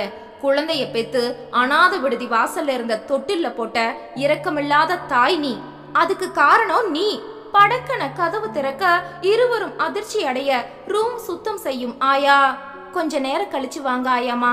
சரிங்க. இத பார் சம்பத், நான் சண்டை போட வரல. சஞ்சனா பேச்சு, உடல் மொழி, அசைவுகள் எல்லாமே என்ன மாதிரியே இருக்கு. இத பல பேர் சொல்லிட்டாங்க. என் சந்தேகங்களுக்கு ஆதாரங்கள் இருக்கு. அதான் வந்தேன். சஞ்சனா என் மகள் தான். அனாத விடுதியில போட்டவளுக்கு பேரு அம்மா இல்ல. நீ போகலாம். ஏமாத்திட்டு போன உன் கைக்கு என் மகள் எப்படி எப்ப வந்தா? ஏன் மகள்னு பேச நாக்கு கூசல? வேண்டாம். உதறி வீசின குழந்தைய எந்த தைரியத்துல சொந்தம் கொண்டாட வந்திருக்க? எனக்குள்ள ஒரே பிடிமானம் அவதான். போயிடு. நீ வந்தா உன் பேரை கேட்டா, உன் முகத்தை பார்த்தா எனக்கு பதட்டம் அதிகமாகி மாரடைப்பு வரும். வேண்டாம். என் மகளை 19 வயசுக்கு மேல அனாதை ஆக்கிடாத. போயிடு. மேலும் அவ வரக்கூடிய நேரம் இது. அவளுக்கு எதுவும் தெரியக்கூடாது. போயிடு வசு. அவள் அப்படியே நின்றாள். வசு என அவன் அழைத்தது ஒரு மாதிரி வலித்தது. திரும்பி நடந்தாள். வசு, ஒரு நிமிஷம். என்ன? உனக்கு ஒரே மகளா? எதுக்கு? என்ன பத்தின விவரம்? சாரி, தெரிஞ்சுக்க ஆசைப்படல. நான் துரோகிதான். ஆனா உன்னை தவிர யாரையும் தொடல. இன்னொருத்தி கூட வாழவும் இல்ல. ஆனா நீ கல்யாணம் செஞ்சுக்கிட்டு வாழ்ந்திருக்க. அதனால எனக்கு குற்ற உணர்ச்சி இல்ல. இது குத்தலா? இல்ல, குத்துப்பட்டு கிடக்குறேனா? நீ போகலாம். டாக்டர் இல்ல, என் மகள் வந்த ஆபத்து. அருகில் வந்தாள். நான் உன்கிட்ட பேசணும் சம்பத். நிச்சயமா பேசணும். நான் பெத்த மகள் சஞ்சனா. அவ இப்ப உன்கிட்ட இருக்கா. நான் பேசணும். எதுக்கு? நான் 3வது மனுஷன் இல்ல. சஞ்சனாவோட சொந்த அப்பா. அவ உரிமையுள்ள என்கிட்டதான் இருக்கா. குழந்தையோட பாதுகாப்புக்கு பரிதவிக்கிற பாசமுள்ள அப்பானா? ஓடி போனவன் நீ. சுமந்து பெத்தவன் நான். நீ நல்லவளா இருந்தா எதுக்கு அனாத விடுதியில வீசிட்டு போன? பேசாத சம்பத். இப்ப நான் பேசல. ஆனா நம்ம பேசியே ஆகணும். வர்றேன். சூழ்நிலை காரணமா நாம சந்திக்க நேர்ந்து அங்க சஞ்சனா இருந்தா காட்டிக்க வேண்டாம். வெளியே வந்து வாசலுக்கு வர சஞ்சனா வந்து விட்டாள். பார்த்து விட்டாள். தெரிந்த லேடி டாக்டரை வைத்து இருவரும் நாடகம் ஆடியது அதற்கு தான். வசுமதி காருக்குள் நுழைந்து போன் அடிக்க சக ஊழியர் எடுக்க, நான் லேட்டா வருவேன். சரிங்க மேடம். வசுமதி நேராக கோயிலுக்கு வந்து விட்டாள். சன்னதிக்கு போகாமல் பிரகாரத்தின் ஒரு மூலையில் வந்து உட்கார்ந்தாள். அது அம்மன் கோயில். வசுமதிக்கு நல்லது நடந்தாலும் தோல்விகள் வந்தாலும் இங்கு வருவது வழக்கம். மனக்குழப்பத்துடன் வந்தால் இங்கே அமைதி கிடைக்கும். வந்து உட்கார்ந்தாள். கோயிலில் கூட்டம் இருந்தது. கண்களை மூடிக்கொண்டாள். மனம் அடங்காமல் துள்ளியது. சஞ்சனாவின் அழகான முகம் முழுமையாக நிறைந்தது. அவளது பேச்சு, சிரிப்பு, கேலி, புத்தி எல்லாம் அவளை முழுமையாக ஆக்கிரமித்தது. என் மகள் சஞ்சனா, என் மகள். இதே மாதிரி கோயில்தான் மும்பையில் மகாலட்சுமி கோயில். பதட்டமாக வசுமதி. எதிரே சம்பத். எதுக்கு டென்ஷனா இருக்க வாணிஸ்ரீ? போதும், என் பேரு வசுமதி. ஓகே, ஏன் அவசரமா வர சொன்ன? காதல் பேச்சோட நின்னு இருக்கணும். 2 பேரும் அத்துமீறின காரணமா 48 நாட்கள் தள்ளி போயிருக்கு. கூட படிச்சவ லேடி டாக்டர் ஊர்ஜிதப்படுத்திட்டா, கர்ப்பம்தான். So what? என்ன சம்பத், எனக்கு பெத்தவங்க இல்ல. சித்தப்பா சித்தி ஆதரவுல அடிபட்டு மிதிப்பட்டு வளர்ந்தவ. தத்தி தடுமாறி ஒரு பேங்க் வேலையில சேர்ந்து இப்ப மாற்றலாகி இங்க லேடிஸ் ஹாஸ்டல்ல இருக்கேன். நீ வசதி படைச்ச ஆள் இல்லம்மா. நானும் வெறும் மெடிக்கல் ரெப் தான். ஏதோ ஒண்ணு, இனி காத்திருக்க முடியாது. உங்க வீட்ல சொல்லி கல்யாணத்துக்கு ஏற்பாடு செய். அது கஷ்டம் வசு. என்ன பேசுற? ஒரு அக்காவுக்கு கல்யாணம் ஆகல. வெளியில என்ன கல்யாணம் செஞ்சுக்க அம்மா விட மாட்டாங்க. மாமா பொண்ணு இருக்கா, அதனால களைச்சிடு வசு. நெவர், மாட்டேன். அந்த பாவத்தை ஒரு நாளும் நான் செய்ய மாட்டேன். வசு, நான் உன்னை கல்யாணம் செஞ்சுக்கிறேன், பட் நாட் நவ். இப்ப சூழ்நிலை சரியில்லை, புரிஞ்சுக்கோ. நீ கோல என்னை ஏமாத்திட்ட. எல்லாரும் பாக்குறாங்க. மெதுவா பேசு வசு. நான் உன்னை விட மாட்டேன். சரி, இன்னைக்கே எதையும் பேச முடியாது. கொஞ்சம் அவகாசம் குடு வசு. எனக்கு வாந்தி தலை சுத்தல் இருக்கு சம்பத், அது காட்டி கொடுத்துடும். 4 நாள்ல பதில் சொல்றேன். போனவன் பிறகு 4 நாட்கள் கடந்து 1 வாரமாகி 1 மாதமாகியும் வரவில்லை. உடனிருந்த டாக்டர் தோழிக்கு மட்டுமே இது தெரிந்தது. வேறு யாருக்கும் இந்த காதல் தெரியாது. ஆட்களை வைத்து அவன் கம்பெனி மூலம் விசாரிக்க பலத்த அதிர்ச்சி.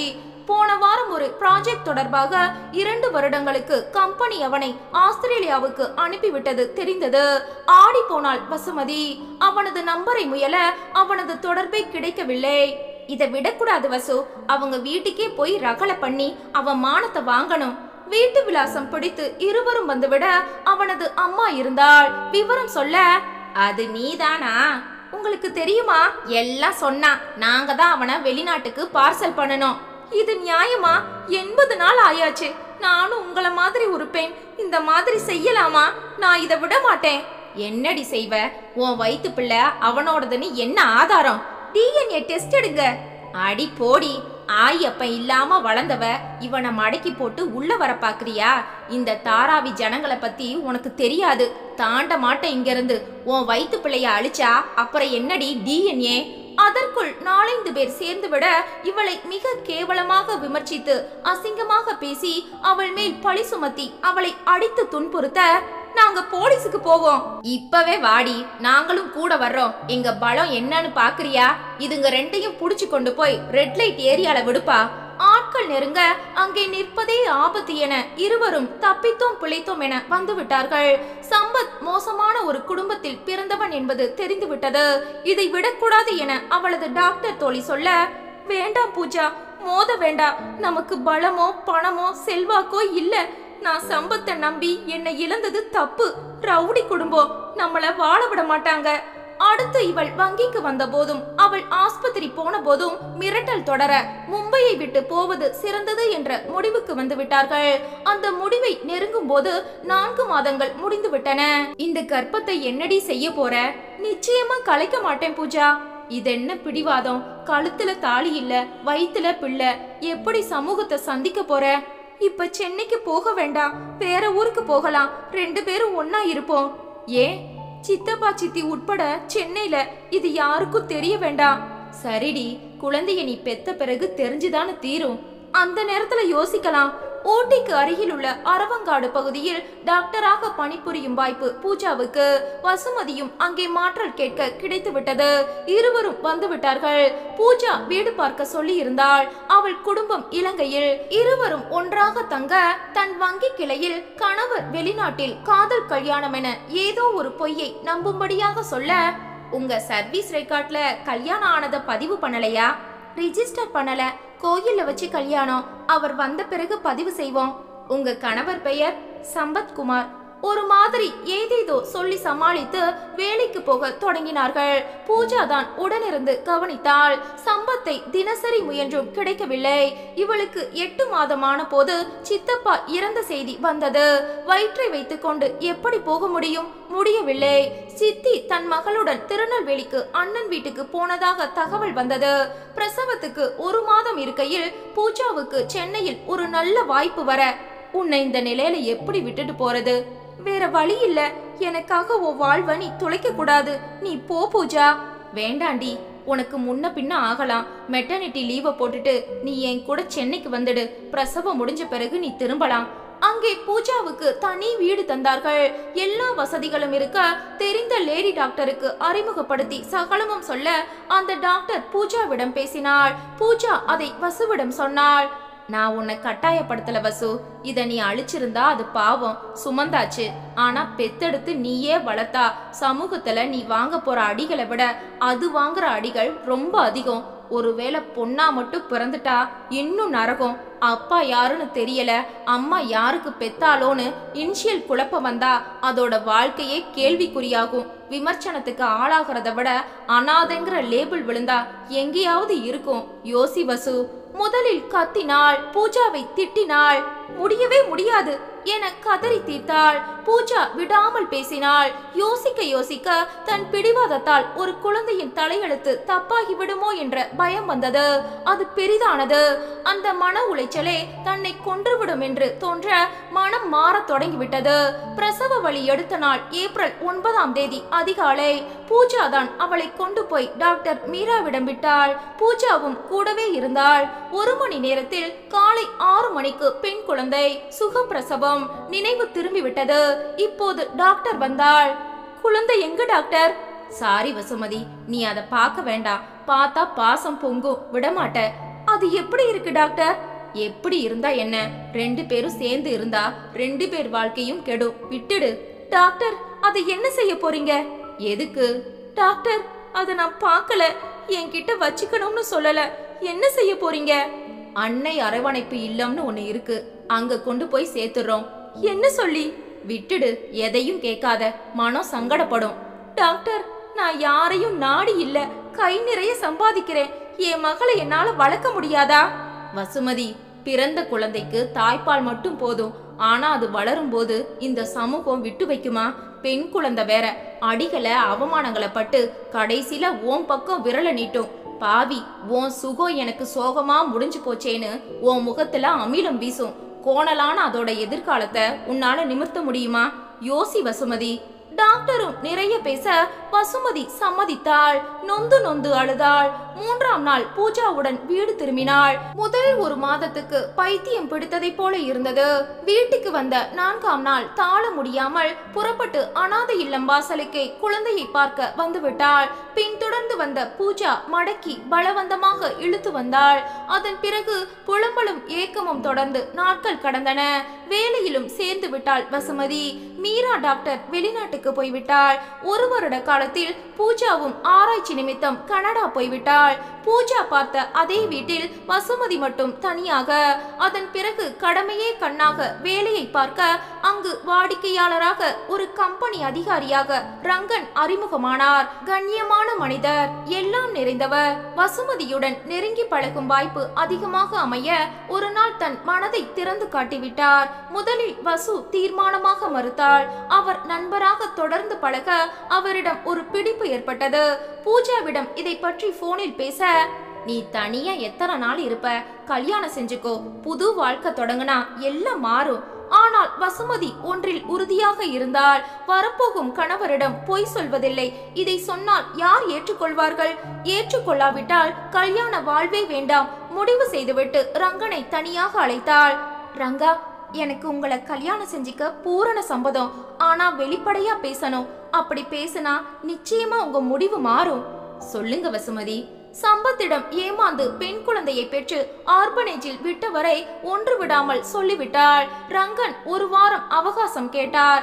நிச்சயமாக ரங்கன் வரமாட்டார் என வசுமதி தீர்மானமாக நம்ப ரங்கன் மீண்டும் வந்துவிட்டார். எனக்கு சம்மத வசுமதி. இத்தனை உண்மையான ஒரு பெண் மனைவியா வந்தா கடைசி வரைக்கும் உண்மையா இருப்பா. அதைத்தான் நான் விரும்புறேன். நான் உங்களை கல்யாணம் செஞ்சுக்க தயார். இது உங்க வீட்ல சொல்லல, வாழ போறது நான். அவங்களுக்கு இது அவசியம் இல்ல வசுமதி. காதல் கல்யாணத்தை அவங்களும் ஒப்புக்க போறதில்ல. எனவே தனி கொடுத்தனம்தான், பிரச்சனையும் இல்ல. சரி ரங்கா.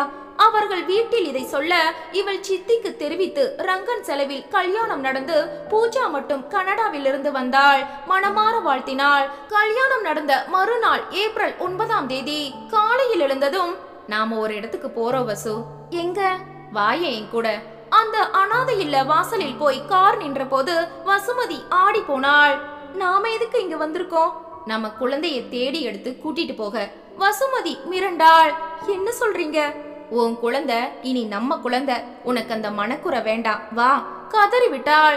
உண்மை முழுக்க தெரிந்து தாலி கட்டுவதே உலக அதிசயம். அதிலும் மறுநாளே உன் குழந்தையை நான் ஏற்கிறேன் என்று சொல்ல யாரால் முடியும்? யாரை கேட்கறது? எப்படி கேட்கறது? தகவல் சொல்லலாம். உனக்கு தெரிஞ்ச தகவலை சொல்லு வசுமதி. அந்த நேரம் நிர்வாகி பஞ்சாபகேசன் காசிக்கு போயிருக்க அவரது தம்பிதான் இருந்தார். ஒரு வருஷம் முன்னால இதே நாள் ஏப்ரல் 9ஆம் தேதி ஒரு பெண் குழந்தை இங்க ஒப்படைக்கப்பட்டிருக்கு. தந்தது டாக்டர் மீரா. அவங்க இப்ப வெளிநாட்டுல. அந்த குழந்தை எனக்கு வேணும். அவர்கள் மேலும் விவரங்களை கேட்க இவள் சொல்ல அந்த நாள் லெட்ஜரை புரட்டினார்கள். ஆமா, ஒரு பெண் குழந்தை வந்தது நிஜம். மதியம் 3 மணிக்கு. அது இப்ப எங்க? காட்டுங்க. அவர் ஆதாரங்களை திரட்டி வேறொரு லெட்ஜர் பார்த்து, அது இப்ப இங்க இல்லம்மா. எங்க எங்க போச்சு? குழந்தை வேணும்னு கேட்டு ஒருத்தர் வந்தார். அவர் பணமும் தந்து ஃபார்மாலிட்டிகளை கம்ப்ளீட் பண்ணினார். அவரோட ஒரு கணவன் மனைவி வந்தாங்க. அவங்க பேருக்கு தான் அந்த குழந்தை தரப்பட்டது. வாரிசன் நித்யா ஜோடி. கோர்ட் ஆதாரம் இருக்கு. முறைய வாங்குனாங்க. அவங்க விலாசம் கொடுங்க. இல்லம்மா, அதை தர எங்களுக்கு உரிமை இல்ல. அவங்க இப்ப இந்தியாலயே இல்ல. அத மட்டும் சொல்றேன். வேணும். அது ஏன் குழந்தை. ஆதாரம் காட்டுங்க. அவங்க சட்டப்படி எடுத்துட்டு போயாச்சு. இனி எதுவும் செய்ய முடியாது. அவள் புலம்பினாள். எதுவும் எடுபடவில்லை. ரங்கன் அவளை மெதுவாக அழைத்து வந்தார். என்னங்க இது? நாம மோதி லாபம் இல்ல வசு. நீ படிச்சவ, புரிஞ்சுக்கோ. சரி, எங்க இருந்தாலும் இப்ப அது அனாதை இல்ல, புரியுதா? வா. அப்போது முதல் வேதனை தொடர்ந்தது. அது கிடைக்காது என்பது உறுதியாகிவிட்டது. 1 மாத காலம் அழுதாள். ரங்கன் தேற்றினார். தன் சொந்த சோகத்தில் அவருக்கும் சுகம் தராமல் பட்டினி போட்டாள். ரங்கன் எதையும் எதிர்பார்க்கவில்லை. அவள் தேறி வரட்டும் என காத்திருந்தார். எப்பேற்பட்ட கணவன்! இது தப்பு என்ற குற்ற உணர்ச்சி கொன்றது. இவரை நான் வாழ விடாமல் செய்தால் தெய்வம் கூட என்னை மன்னிக்காது. இவருக்கு முழுமையான மனைவியாக நான் மாற வேண்டும். என் மகள் எங்கோ நன்றாக இருக்கிறாள். கடந்த காலம் முழுவதையும் நான் மறக்க வேண்டும். இனி இதுதான் குடும்பம், இவர்தான் சகலமும். முடிவெடுத்தாள். முழுமையாக ரங்கனிடம் தன்னை ஒப்படைத்தாள். அக்ஷயா உருவானாள். அடுத்த ஏப்ரல் வந்தபோது அக்ஷயா பிறந்து விட்டாள். ஏப்ரல் 9ஆம் தேதி ரங்கன் புறப்பட்டு விட்டார். எங்க? அன்னை அரவணைப்பு இல்லத்துக்கு. எதுக்கு? நம்ம மூத்த மகளோட பிறந்த நாள். அவ முதல் நாளே வாழ வந்த இடம். இங்க அவன் நுழைஞ்ச நேரம் ஏதோ நல்ல கைகளுக்கு மாறி நல்லா இருப்பா. அதனால இந்த இல்லத்துல அவ பிறந்த நாளை நம்ம கொண்டாடணும். எதுக்குன்னு நம்ம வாரிசுகளுக்கு சொல்ல வேண்டாம். ஆனா இல்லத்துக்கு 3 வேளையும் உணவு தந்து உடை தந்து முடிஞ்ச வரைக்கும் உதவியும் செய்வோம். அவர் தொடங்கி வைத்ததுதான் இது. அந்த உத்தம புருஷனின் ஒவ்வொரு சொல்லும் செயலும் வாழ்ந்து காட்டிய விதமும் அசாதாரணமானது. அவரை போல ஒரு ஆண்மகன் இனி பிறக்க முடியாது. கோயில் மணி அடிக்க தன் நினைவில் இருந்து கலைந்தாள் வசுமதி. நேரமாகிவிட்டது. யாரோ வாரிசன் நித்யா தம்பதிகளுடன் ஒரு மனிதன் வெளிநாட்டுக்கு போனதாக செய்தி. ஆனால் சம்பத் கைக்கு எப்படி வந்தாள் என் மகள்? என்ன விந்தை இது? என் உத்தம புருஷன் எங்கே? என்னை ஏமாற்றிவிட்டு ஓடிய சம்பத் எங்கே? என் மகள் அவனிடமா வளர்கிறாள்? ஜீரணிக்க முடியவில்லை. நிச்சயமாக நான் சம்பத்திடம் பேசியே தீர வேண்டும். எழுந்து கோயில் விட்டு வெளியே வந்தாள். மறுநாள் காலை சஞ்சனா அப்பாவை டிஸ்சார்ஜ் செய்துவிட்டு வீட்டிற்கு அழைத்து வந்து விட்டாள். நீங்க லீவு போடுங்க. எனக்கும் ஸ்டடி லீவு தான். நான் வீட்டு வேலைகளை செஞ்சு உங்களையும் பாத்துக்கிறேன். இல்லம்மா, நீ எந்த கஷ்டமும் பட வேண்டாம். இல்லப்பா, நீங்க ரெஸ்ட் எடுத்தே ஆகணும். சரிம்மா, ஒரே ஒரு நாள் ஆபீஸ்க்கு போய் சில வேலைகளை முடிச்சிட்டு அப்புறமா லீவு போடுறேன். நமக்குன்னு ஒரு பொறுப்பு இருக்கேம்மா, அதை விட்டுட்டு ஓட முடியுமா? அப்ப நானும் கூட வருவேன். நான் பச்சை குழந்தையா? விடுமா. அவரை படுக்க வைத்துவிட்டு உணவு தயாரிக்கும் பணியில் ஈடுபட்டாள் சஞ்சனா. சஞ்சனா, நாளைக்கு நான் ஆபீஸ்க்கு போய் 1/2 நாள் வேலை பார்த்துட்டு வந்துடுறேன். எனக்கு எந்த பிரச்சனையும் இல்ல. அவள் எதுவும் பேசவில்லை.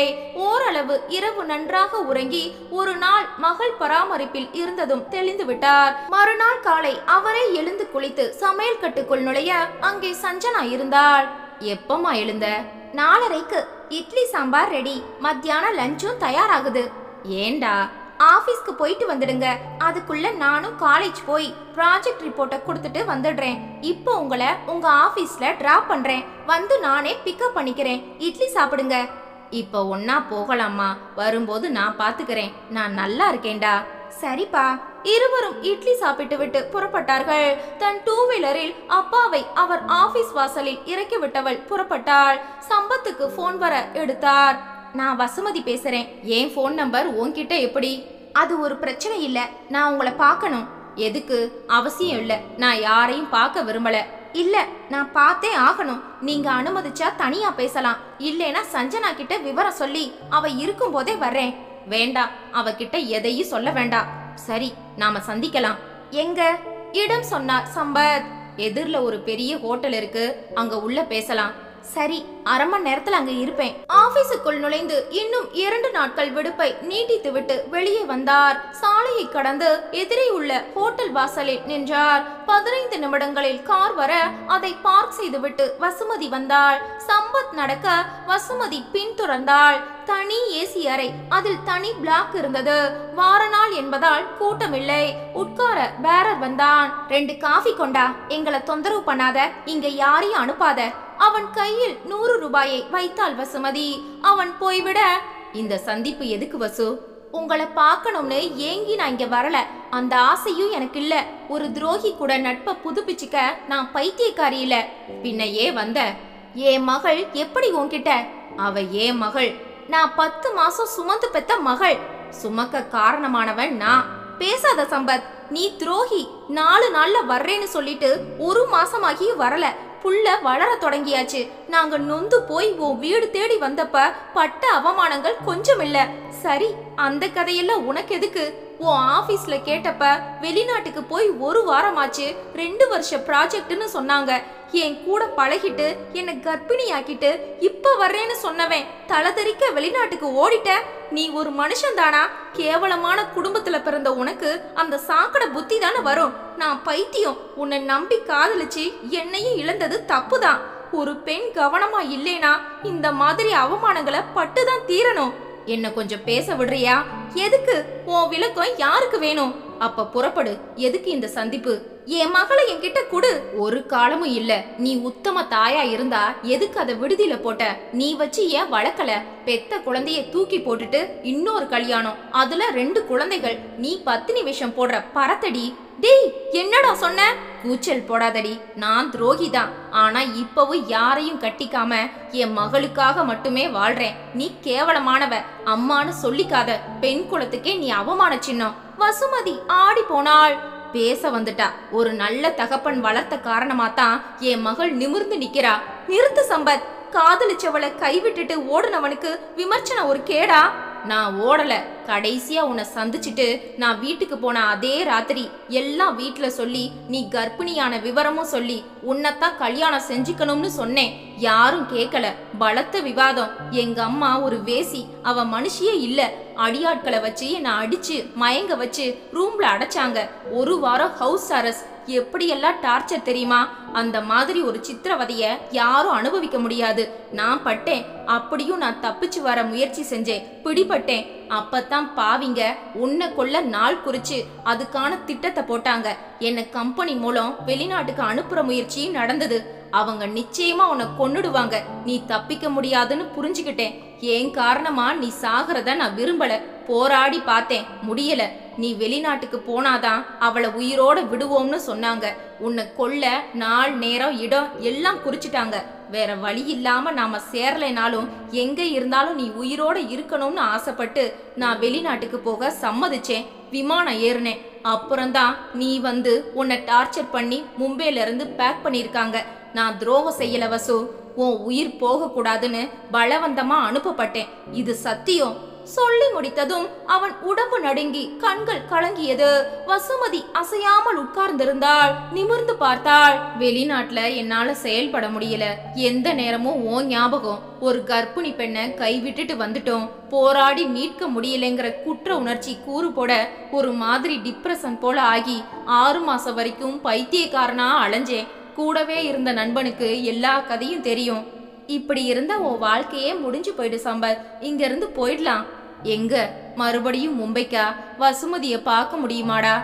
இல்லடா, நான் விசாரிச்சிட்டேன். இவங்க டார்ச்சர் கொடுத்து வசுமதிய விரட்டியாச்சு. பூஜாங்கிற டாக்டர் தோழியோட வசுமதி அரவங்காடு போயாச்சு.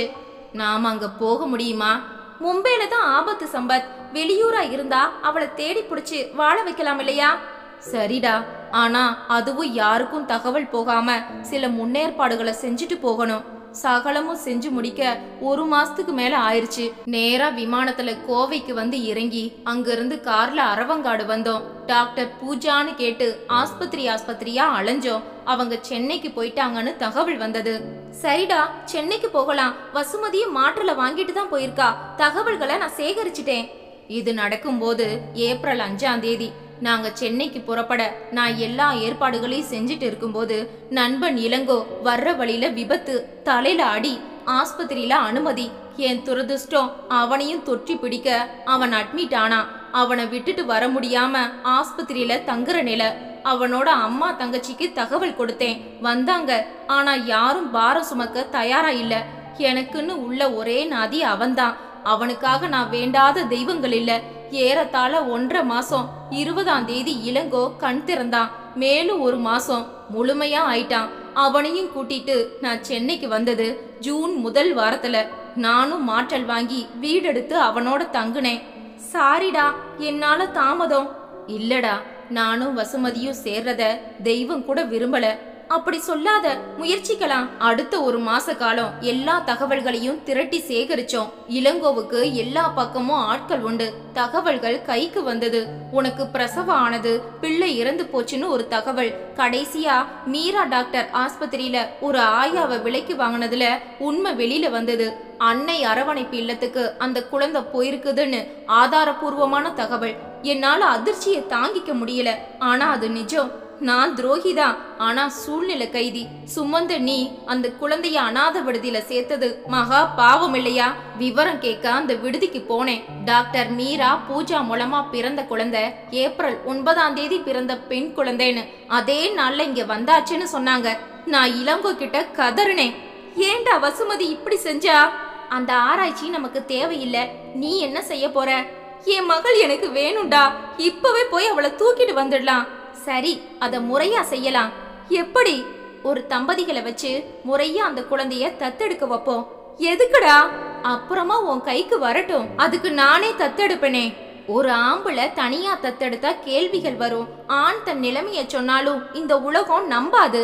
ஏன் மகள்டா, நீ பட்ட கஷ்டங்களும் உன் வழியும் எனக்கு மட்டும் தாண்டா தெரியும். சொல்றத கேளு. வீரியத்தை விட காரியம்தான் பெருசு. அப்புறம்தான் வாரிசன் நித்யாங்கிற என் நெருங்கின நண்பர் தம்பதியை வச்சு எல்லா ஃபார்மாலிட்டிஸ்களையும் முடிச்சு சட்ட ரீதியா சஞ்சனாவை தத்தெடுத்தோம். அவங்க எல்லாத்தையும் முடிக்க இன்னும் 3 மாசமாச்சு. ஆகஸ்ட் மாசம் 15ஆம் தேதி சுதந்திர தினத்துல தான் என் மகள் என் கைக்கு வந்தா. என்னை பொறுத்த வரைக்கும் அன்னைக்குதான் அவளுக்கு பிறந்த நாள். அவ பர்த் சர்டிபிகேட்ல ஏப்ரல் 9ன்னு இருக்கும். அதை நான் கருப்பு தினமா நினைப்பேன். குழந்தைய எடுத்துட்டு வீட்டுக்கு வந்தோம். ஒரு பெண் இல்லாம இந்த பெண் குழந்தைய உங்களால தனியா வளர்க்க முடியுமா சம்பத்? 3 பேருமே கேட்டாங்க. முடியும், முடிஞ்சே ஆகணும். என் பிடிமானம், என் நோக்கம், என் சுவாசம், என் வாழ்க்கை எல்லாமே இனி இவதான். விடுதியில வச்ச பேர் சஞ்சனா. நாங்களும் அதுவே இருக்கட்டும்னு முடிவு செஞ்சோம். 4 மாச பெண் குழந்தை சஞ்சனா. முகம் பார்த்து சிரிக்க ஆரம்பிச்ச நேரம் நான் அதை குளிப்பாட்டி உணவு தந்து வளர்க்க தொடங்கினேன். கிட்டத்தட்ட சம்பளமில்லாத லீவே 1.5 வருஷத்துக்கு எடுத்தேன். வெளிநாட்டுல நான் சம்பாதிச்ச பணம் என்கிட்ட இருந்த காரணமா பணத்துக்கு கஷ்டம் இல்ல. அப்புறமா டேக்கர், கிரெச், ஆயாக்கள்னு தற்காலிக உதவிகளோட சஞ்சனா வளர தொடங்கினா. ஏன் மகள், ஏன் ரத்தம், அதை ஆளாக்குறத ஒரு தவமா நான் செஞ்சேன். இதோ டிகிரி முடிக்க போறா. அவளுக்கு எல்லாம் கத்து கொடுத்தேன். தாய் இல்லாம ஒரு தகப்பனால பெண் குழந்தைய தங்கம் போல ஆளாக்க முடியும்னு நான் நிரூபிச்சிட்டேன். என் மகள், என் தாய், என் தோழி, என் தேவதை, என் கடவுள் எல்லாமே சஞ்சனாதான். சொல்லி முடித்த போது உணர்ச்சி பீரிட்டு அழுகையில் வெடித்தது. கட்டுப்படுத்த முடியாமல் விசும்பி விசும்பி அழுதான். வசுமதி ஸ்தம்பித்து உட்கார்ந்திருந்தாள். ஓரிருவர் பார்த்தார்கள். சரி, குடும்ப பிரச்சனை என்று விட்டுவிட்டார்கள்.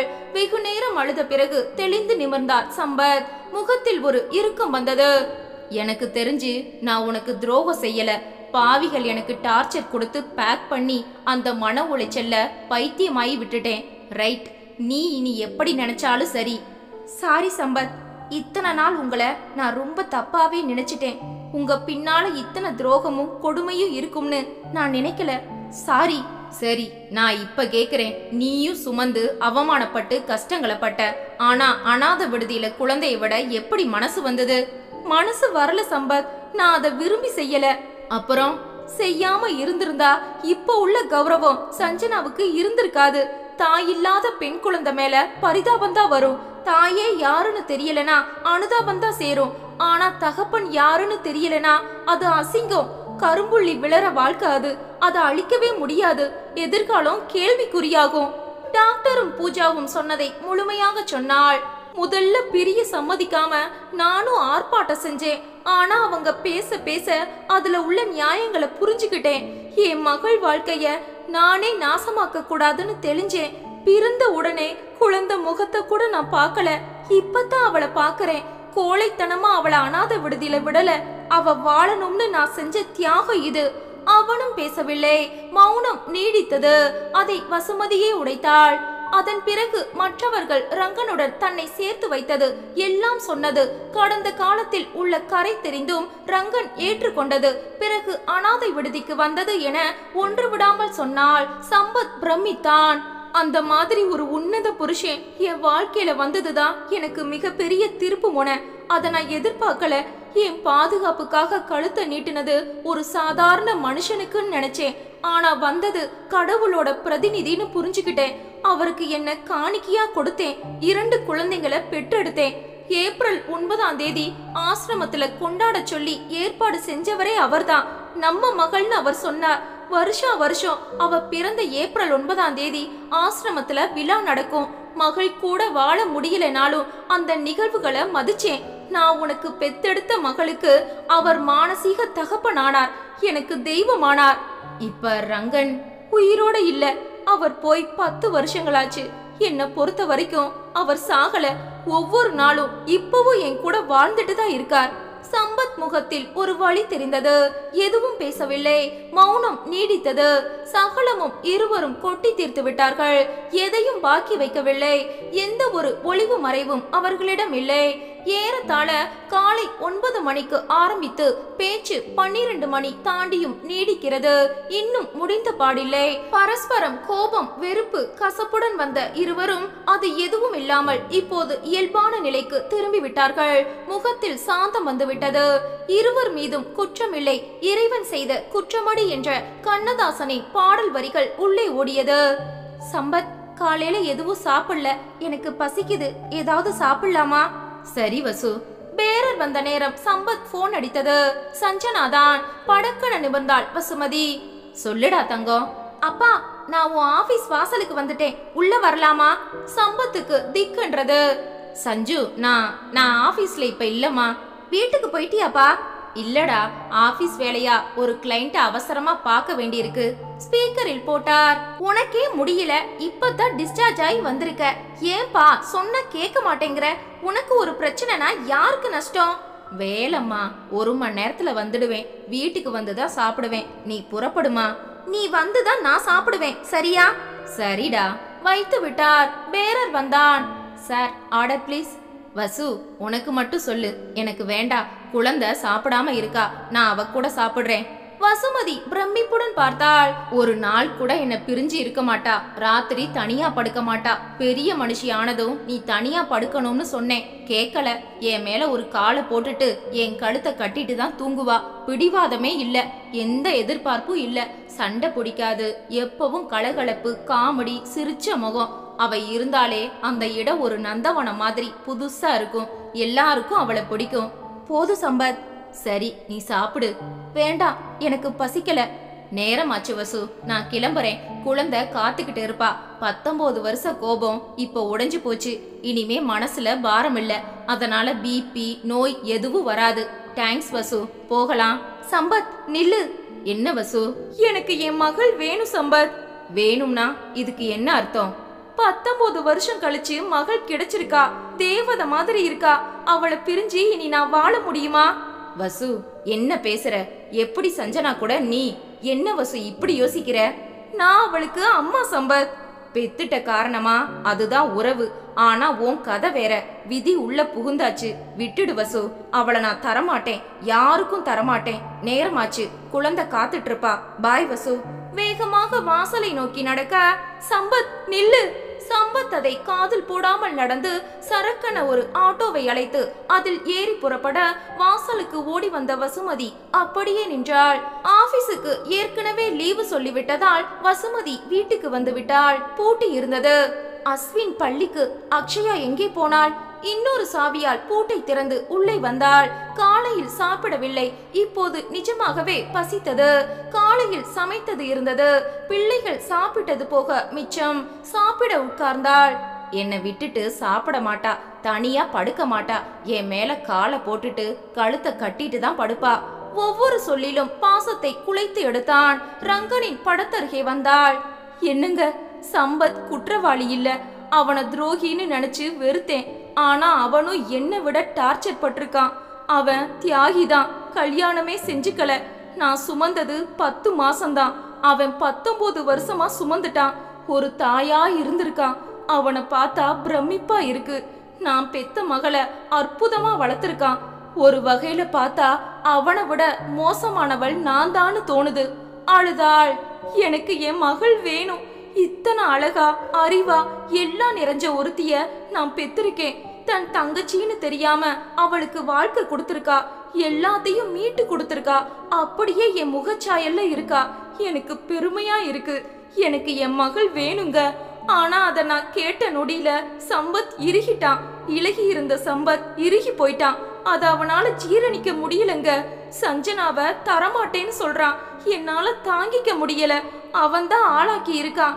அவளுக்கு அனாதைன்னு ஒரு முத்திரை விழாம அவளை தன் கையில எடுத்து இந்த சமூகத்துல ஒரு உன்னத நிலைக்கு கொண்டு வந்திருக்கான். ஆனாலும் பெத்தவன் நான் தானே. எனக்கு சஞ்சனா வேணும். அழுகை பீறிட்டது. எனக்கு எப்படியாவது என் மகளை வாங்கி கொடுங்க. நம்ம மகள்னு சொல்லி ஏப்ரல் 9ஆம் தேதிய கொண்டாட வச்சது நீங்க.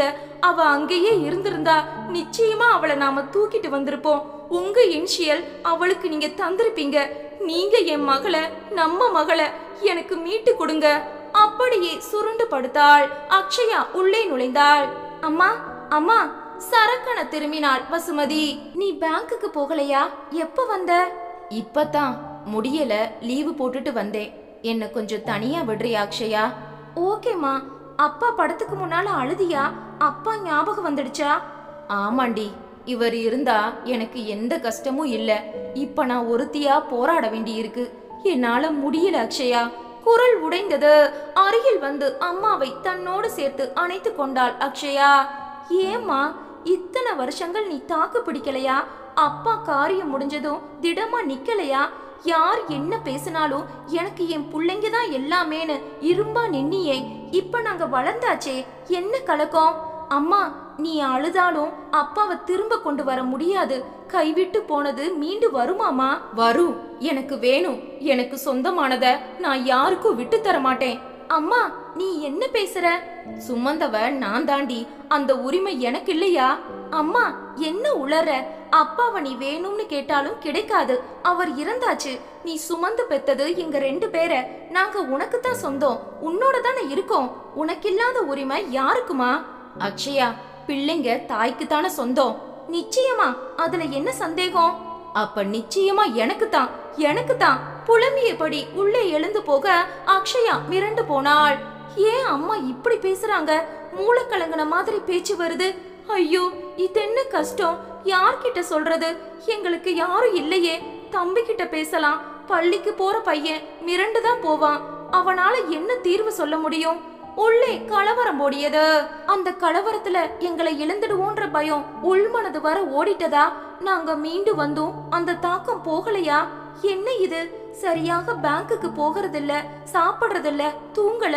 உள்ளே வந்தாள். கண்களை மூடிய நிலையில், என் மக எனக்கு வேணும். அவளை யாருக்கும் நான் விட்டு தர மாட்டேன். நான் இங்கதானே இருக்கேன். ஏன் இந்த புலம்பல்? நிச்சயமா டாக்டர் கிட்ட காட்டணும். அதுக்கு முன்பு யார்கிட்டையாவது ஆலோசனை கேட்கணும். அக்கம் பக்கத்தில் நல்லவங்க தான். ஆனா அம்மாவுக்கு மூளை கலங்கிடுச்சுன்னு யாரும் சொல்லக்கூடாது இல்லையா? இந்த பிரச்சனையை யார்கிட்ட எடுத்துட்டு போறது? மாலை 5 மணி வரை புலம்பி விட்டு வசுமதி உறங்கி போக அஸ்வின் வந்து விட்டான். அவனுக்கு ஜூஸ் தந்து விட்டு அக்ஷயா விவரம் சொல்ல அவன் மிரண்டு போனான். டாக்டர் கிட்ட போயிடலாம்க்கா. நாம தனியா கூட்டிட்டு போக முடியுமாடா? வேற யார கூப்பிடுறது? அதாண்டா எனக்கும் புரியல. அக்கா, உன் சர்டிபிகேட்டுகளை மீட்டு கொடுத்தாங்களே சஞ்சனா அக்கா. ஆமா, அவங்க தைரியசாலி, நல்லவங்க. அவங்க வீட்டுக்கு கூட அம்மா போகணும்னு ஆசைப்பட்டாங்களே. ஆமாண்டா, அவங்க உதவிய கேட்கலாமா? ஆமாண்டா அஸ்வின், இது நல்ல யோசனையா இருக்கு. விலாசம் இருக்கா? காலேஜுக்கு ஃபோன் பண்ணினா தருவாங்க. நமக்கு அவங்க உதவினது ஊருக்கே தெரியுமே. அக்ஷயா ஃபைலை எடுத்து கல்லூரி நம்பரை வாங்கி உடனே டயல் செய்ய அவர்கள் எடுக்க அறிமுகப்படுத்தி கொண்டு, சஞ்சனா அக்கா நம்பர் கொடுங்களே, அவங்க கிட்ட சில ஆலோசனைகள் கேட்கணும். உடனே கிடைத்து விட்டது. நேரம் 5:30 மணி. அக்ஷயா செல் நம்பருக்கு டயல் செய்தாள். சஞ்சனா உடனே எடுத்தாள். நான் அக்ஷயா பேசுறேன்க்கா. என் சர்டிபிகேட்டுகளை மீட்டு கொடுத்தீங்களே அந்த அக்ஷயா. சொல்லு அக்ஷயா. மறுபடியும் உங்க உதவி வேணும்க்கா. உங்களை உடனே நான் பார்க்கணும். எதுக்கு? போன்ல சொல்லு. இல்லக்கா, நேர்ல பார்க்கணும். கலவரத்துக்கு பிறகு அம்மா ரொம்ப அப்செட் ஆகி ஒரு மாதிரி மனநோயாளி ரேஞ்சுக்கு வந்துட்டாங்க. எங்க 2 பேருக்கும் ரொம்ப பயமா இருக்குக்கா. குரலில் அழுகை பீரிட, இப்ப அவங்க எங்க? தூங்குறாங்க. எழுந்ததும் என்ன ஆகும்னு தெரியலக்கா. பயமா இருக்கு. எங்களுக்கு அம்மா தவிர யாரும் இல்லக்கா. எதுவும் புரியல. வாய் விட்டு அழத் தொடங்கி விட்டாள். சரி, உன் வீட்டு விலாசம் சொல்லு, நான் இப்பவே புறப்பட்டு வர்றேன். உடனே அவள் வாட்ஸ்அப் செய்ய சஞ்சனா அப்போது அவள் வீட்டில் இருந்தாள். யாருமா போன்ல? சம்பத் கேட்க, அப்பா நான் உதவி செஞ்சேனே அக்ஷயா. சம்பத் குபீரன நிமிர, அவங்க அம்மா ஒரு மாதிரி மனநோயாளி மாதிரி ஆயிட்டாங்களாம். சின்ன பொண்ணு பயப்படுறா. மனநோயா? பாவம்பா, அவங்களுக்கு உதவணும். அதுக்கு நீ இந்த நேரத்துல போக போறியா? நான் மட்டும் இல்ல, நீங்களும் வர்றீங்க. நானா? அப்பா, நீ மெடிக்கல் ஃபீல்ட்ல இருக்க, உனக்கு நிறைய டாக்டர்களை தெரியும். ஒரு சைக்காட்ரிஸ்ட் பெஸ்ட் டாக்டர் சொல்லு, அவங்கள கூட்டிட்டு போகலாம். புறப்படு. இரு சஞ்சனா, அந்த பொண்ணு சொன்னதை வச்சு கண்டபடி நீ முடிவெடுக்காத. அவங்க அம்மாவுக்கு அதுதான் பிரச்சனைன்னு அவளுக்கு தெரியுமா? அவ சந்தேகப்படுறா. ஒரு டாக்டர் பார்த்தா தானே புரியும். இந்த மாதிரி நேரத்துல உதவி கேட்கும் போது உடனே அட்டென்ட் பண்ண வேண்டாமா? வாப்பா. கட்டாயப்படுத்தினாள். ஆட்டோவை அழைத்து வீட்டையும் பூட்டி சம்பத்தையும் ஏற்றி கொண்டு புறப்பட ஆட்டோ ஓடியது. சம்பத் மனதிற்குள் சூறாவளி. வசுமதிக்கு நிஜமாகவே புத்தி பேதலித்து விட்டதா? மகள் வேண்டும் என்ற நினைப்பில் இது நடந்து விட்டதா? இல்லை, இந்த நேரத்தில் போனால் சஞ்சனா என் மகள்தான் என உரக்க பேசி உண்மையை உடைத்து விடுவாளா? என் மகளை என்னிடம் தட்டி பறிக்க வசுமதி நாடகம் ஆடுகிறாளா? சஞ்சனா, எனக்கு அங்க போக பிடிக்கலமா. தேவையில்லாத ஒரு வில்லங்கத்தை நீ இழுத்து விடுற. அப்பா, அக்ஷயாவும் என்ன மாதிரி ஒரு பெண், என் தங்கச்சி மாதிரி. சஞ்சனா, அவளுக்கு ஒரு பிரச்சனை வரும்போது பேசாம இருக்க முடியுமா? அவ போன்ல அழுதப்ப எனக்கு வலிச்சுதுப்பா. சம்பத்துக்கு திக்குன்றது. ஒரே வயிற்றில் குடியிருந்தவர்கள் இருவரும். ரத்தம் பேசுகிறது. நான் தடுத்தாலும் இது நிற்காது. மீறி கொண்டு அங்கே சாயும். கடவுளே, இத்தனை நாள் நான் மூடி வைத்த பெட்டகம் என்னை கடந்து களவு போகுமா? பயம் உள்ளே புரண்டது. வசுமதி கண் விழித்தாள். அருகில் அக்ஷயாவும் அஸ்வினும். அம்மா, இப்ப எப்படி இருக்க? எழுந்து உட்கார்ந்தாள். குழந்தைகள் முகத்தில் மிரட்சி. ஏன், நல்லா தான் இருக்கேன். எனக்கு என்ன? நல்லா இருக்கணுமா? அப்பதான் நாங்க நல்லா இருக்க முடியும். நாம டாக்டர் கிட்ட போகலாம். எதுக்கு? நீ வீட்டுக்கு வந்த முதல் அளவுக்கு அதிகமா புலம்பிட்ட. என்னாச்சு உனக்கு? டாக்டர் கிட்ட போகலாம். அக்காவுக்கு போன் பண்ணி வர சொல்லி இருக்கேன். வந்துடுவா. யாரது அக்கா? பெல் அடித்தது. அஸ்வின், அக்கா வந்தாச்சு. அக்ஷயா போய் கதவை திறக்க சஞ்சனாவும் பின்னால் சம்பத்தும் நுழைய வசுமதி மிரண்டு போனாள். இவங்க 2 பேரும் ஏன் இங்க வர்றாங்க? எல்லாம் எல்லாருக்கும் தெரிஞ்சு போச்சா? அதே நேரம் என் மகள் உள்ளே வருகிறாள் என்ற ஒரு எழுச்சி குபீரென அடிவயிற்றில் புறப்பட்டது. சஞ்சனா அருகில் வந்து உட்கார்ந்தாள். என்ன அக்ஷயா, என்ன சொல்றாங்க? என் மகள் எனக்கு வேணும். நான் யாருக்கும் அவளை விட்டு தர மாட்டேன். இதே ஸ்டைல் புலம்பல் பல விதமா. அக்கா, அவங்க மகள் ஒரே மகள். நான் என்னை யாரு தட்டி பறிச்சாங்க? இவங்க மகளை யாரோ கடத்திட்டு போன மாதிரி புலம்பல். அம்மா மனநோயாளியா ஆயிடுவாங்கன்னு பயமா இருக்கு அக்கா. அழத் தொடங்கினாள். அசடு, எதுக்கு அலற? உங்க அம்மா மாதிரி திடமானவங்க யாரு? ஏன் கவலைப்படுற? சம்பத் மகளை தனியாக அழைத்தார். விட்டுடு, நமக்கு இந்த விவகாரமே வேண்டாம். நீ பேசாம இருப்பா, நான் பாத்துக்கிறேன். அருகில் வந்து உட்கார்ந்தாள் சஞ்சனா. ஆன்ட்டி, நான் தானே அக்ஷயாவோட ஒரிஜினல்ஸ், பணம் எல்லாத்தையும் மீட்டு தந்தேன். அக்ஷயாவும் அஸ்வினும் இப்ப நல்லா தானே இருக்காங்க. உங்க மகள் உங்க பக்கத்திலே இருக்கும்போது ஏன் அவளை இழந்த மாதிரி புலம்புறீங்க? கண்களை விரித்து வசுமதி பார்த்தாள். அந்த கண்களில் முழுமையாக சஞ்சனாவை நிரப்பிக் கொண்டாள். ஆமா, என் மகள் இப்ப என் பக்கத்துல தான் இருக்கா. அவளை நான் இழக்கல, நிச்சயமா இழக்கல. அப்ப ஏன் புலம்புறீங்க? இல்லையே, என் மகள் போயிடுவாளே, எனக்குன்னு இருக்க மாட்டாளே மிரண்டார் சம்பத். அக்ஷயா, இது வெறும் பயம், மனோ தத்துவம். நான் உங்க அம்மா கிட்ட தனியா 10 நிமிஷம் பேச அனுமதிப்பியா? அக்கா, எதுக்கு கேள்வி? தாராளமா பேசுங்க. சஞ்சனா, நீ என்ன செய்ய போற? அப்பா, எனக்கு சைக்காலஜி தெரியும், மெஸ்மரிசம் தெரியும், காலேஜ்ல கத்துக்கிட்டேன். நீ பேசாம இரு, அத நான் அப்ளை பண்றேன். வாங்க ஆண்டி. உள்ளே அழைத்து வந்தாள் சஞ்சனா. கதவை சாத்தினாள், திரும்பினாள், நெருங்கினாள். அம்மா. வசுமதி அதிர்ந்து போனாள். இப்ப நீ என்ன கூப்பிட்ட? அம்மான்னு கூப்பிட்டேன். என் அம்மாவை நான் அம்மானு தானே கூப்பிடணும். என் கண்ணே, உனக்கு உண்மைகள் தெரிஞ்சு போச்சா? உங்க அப்பா சொல்லிட்டாரா? பாய்ந்து வந்து கட்டிப்பிடித்து உச்சி முகர்ந்து உடம்பு முழுக்க ஸ்பரிசித்து உடைந்து அழுதாள். சஞ்சனா மௌனமாக கண்ணீர் வழிய சகலமும் ஏற்றுக்கொண்டாள். அப்படின்னா இனிமே என்னை விட்டுட்டு நீ போக மாட்டியா? உன்னை எனக்கு தந்துட்டாரா சம்பத்? சொல்லுடி. அப்பா எதையும் சொல்லல. எனக்கு இந்த நிஜம் தெரியும்னு அப்பாவுக்கு தெரியாது, தெரியவும் கூடாது. அவர் யாருக்கும் என்னை விட்டு தரவும் மாட்டார். உனக்கு எப்படி தெரிஞ்சது? ஆஸ்பத்திரியில அப்பா இருக்கும்போது அதிகாலையில அப்பாவை பார்க்க நீங்க வந்தப்பவே நானும் வந்துட்டேன். சமீபத்துல நடந்ததை வச்சு ஒரு சந்தேகத்துல நாங்க வச்சுட்டு போன ஆடியோ டிவைஸ்ல நீங்க 2 பேரும் பேசின எல்லாம் பதிவாகி இருக்கு. அப்புறமா ஆபீஸ் எதிரே ஹோட்டல்ல 5 மணி நேரம் உங்க சந்திப்பு, வாசல்ல உங்க கார், உங்க 2 பேருக்கும் தெரியாம அங்க வீடியோ கேமரா வச்சே எல்லாம் பதிவாயிடுச்சு. வசுமதி பிரமித்தாள். நான் இப்படி இருக்கும்னு சந்தேகப்படல. ஆனா மனசுல உள்ள பெரிய நெருடல், அப்பா ஆஸ்பத்திரிக்கு வந்தப்ப எனக்கு ஏற்பட்ட பயம், அவரை நான் இழக்க கூடாதுன்னு நினைச்ச நினைப்பு என்ன செயல்பட வச்சிருக்கு. என் கண்ணே, என்ன மன்னிச்சிடு. நான் மகா பாவி. இந்த வைரத்தை அநாத விடுதியில விட்ட பாவி. அதுக்குத்தான் இந்த தண்டனை. இப்ப நீ வந்தாச்சு, வா உண்மையை உடைச்சிடலாம். இருங்க, நீங்க உண்மைகளை உடைக்கிறதுக்கு முன்னால சில கேள்விகள். நான் சொல்றபடி கேப்பீங்களா? நீ என்ன சொன்னாலும் கேக்குறேன். நான் உங்க மகள்னா எங்க அப்பா தானே உங்க புருஷன். அவர் கட்டுற தாலியை ஏத்துப்பீங்களா? வாய மூடு. என்ன நினைச்ச என்ன பத்தி? ஏன் நீங்க இப்ப விதவதானே? என்ன உங்க கர்ப்பத்துல விதைச்சவர் சம்பத் தானே? அப்படின்னா அவர் தானே உங்க புருஷன். ரங்கன் உயிரோட இல்ல, சம்பத் தாலி கட்ட என்ன தடை? இல்ல இல்ல, அது ஒரு காலம் நடக்காது, நடக்க விட மாட்டேன். ரங்கன் கடவுள், இறந்தாலும் அவர் தான் புருஷன். இப்பவும் அவர் கூட நான் வாழ்றேன். ஊருக்குத்தான் நான் விதவ, உள்ள சுமங்கலி. என் ரங்கனை தவிர வேற யாரும் எத்தனை ஜென்மம் எடுத்தாலும் என் புருஷன் ஆக முடியாது. ஒப்புக்கிறேன், எங்க அப்பா வேண்டாம். ஆனா உங்களுக்கு நான் மட்டும் வேணுமா? நீ என் மகள். இந்த கர்ப்பத்துல உன்னை நான் சுமந்திருக்கேன். அதுக்கு காரணம் சம்பத் தானே? ஐயோ, எனக்கு நீ மட்டும் போதும். அப்பா அக்ஷயா அஸ்வின் வேண்டாமா? விரட்டி விட்டுறலாமா? என்ன பேசுற? என் ரங்கன் கொடுத்த வரங்கள் ஒரு நாளும் விட முடியாது. அப்படியா? உண்மைய அப்பட்டமா சொன்னா அவங்களுக்கு உங்க மேல உள்ள மரியாதை நிலைக்குமா? அற்புதமான அப்பாவும் தேவதை மாதிரி ஒரு அம்மாவும் பெற்றெடுத்த ரத்தினங்கள்னு இப்பவும் ஒரு பெருமை இருக்கு. எங்க அம்மா ஏற்கனவே கெட்டு போய் ஒரு மகளும் இருக்கா. எங்க அப்பாவுக்கு துரோகம் செஞ்சவ எங்க அம்மான்னு நினைக்க மாட்டாங்களா? உங்க அப்பாவுக்கு இது தெரியும்னு சொல்லுவேன்.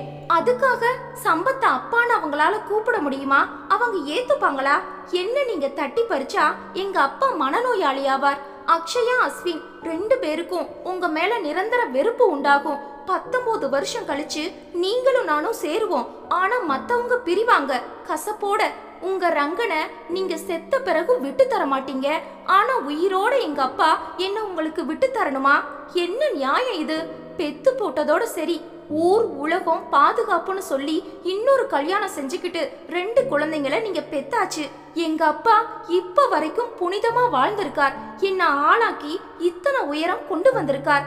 எனக்கு சம்பத் அப்பா மட்டும் இல்ல, அம்மாவும் கூட. அவரை விட்டு நான் உங்க கூட வருவேன்னு எப்படி நீங்க எதிர்பார்க்கலாம்? சஞ்சனா பேச பேச வசுமதியின் உள்ளே அது இறங்கியது. இதனால் வரும் பின்விளைவுகள் புலப்பட்டன. உண்மை எனக்கு தெரிஞ்சதுன்னு அப்பா உணர்ந்துட்டா அவர் சந்தோஷம் போய் பயம் வரும். அக்ஷயா அஸ்வினுக்கு உண்மை தெரிஞ்சா வெறுப்பு வரும் உங்க மேல. எதுக்கு? நாம சந்திக்காமலே இருந்திருந்தா இந்த விபரீதம் இல்லையே. அதனால என் அம்மா உயிரோட இருக்காங்கன்னு நான் சந்தோஷப்படுறேன்.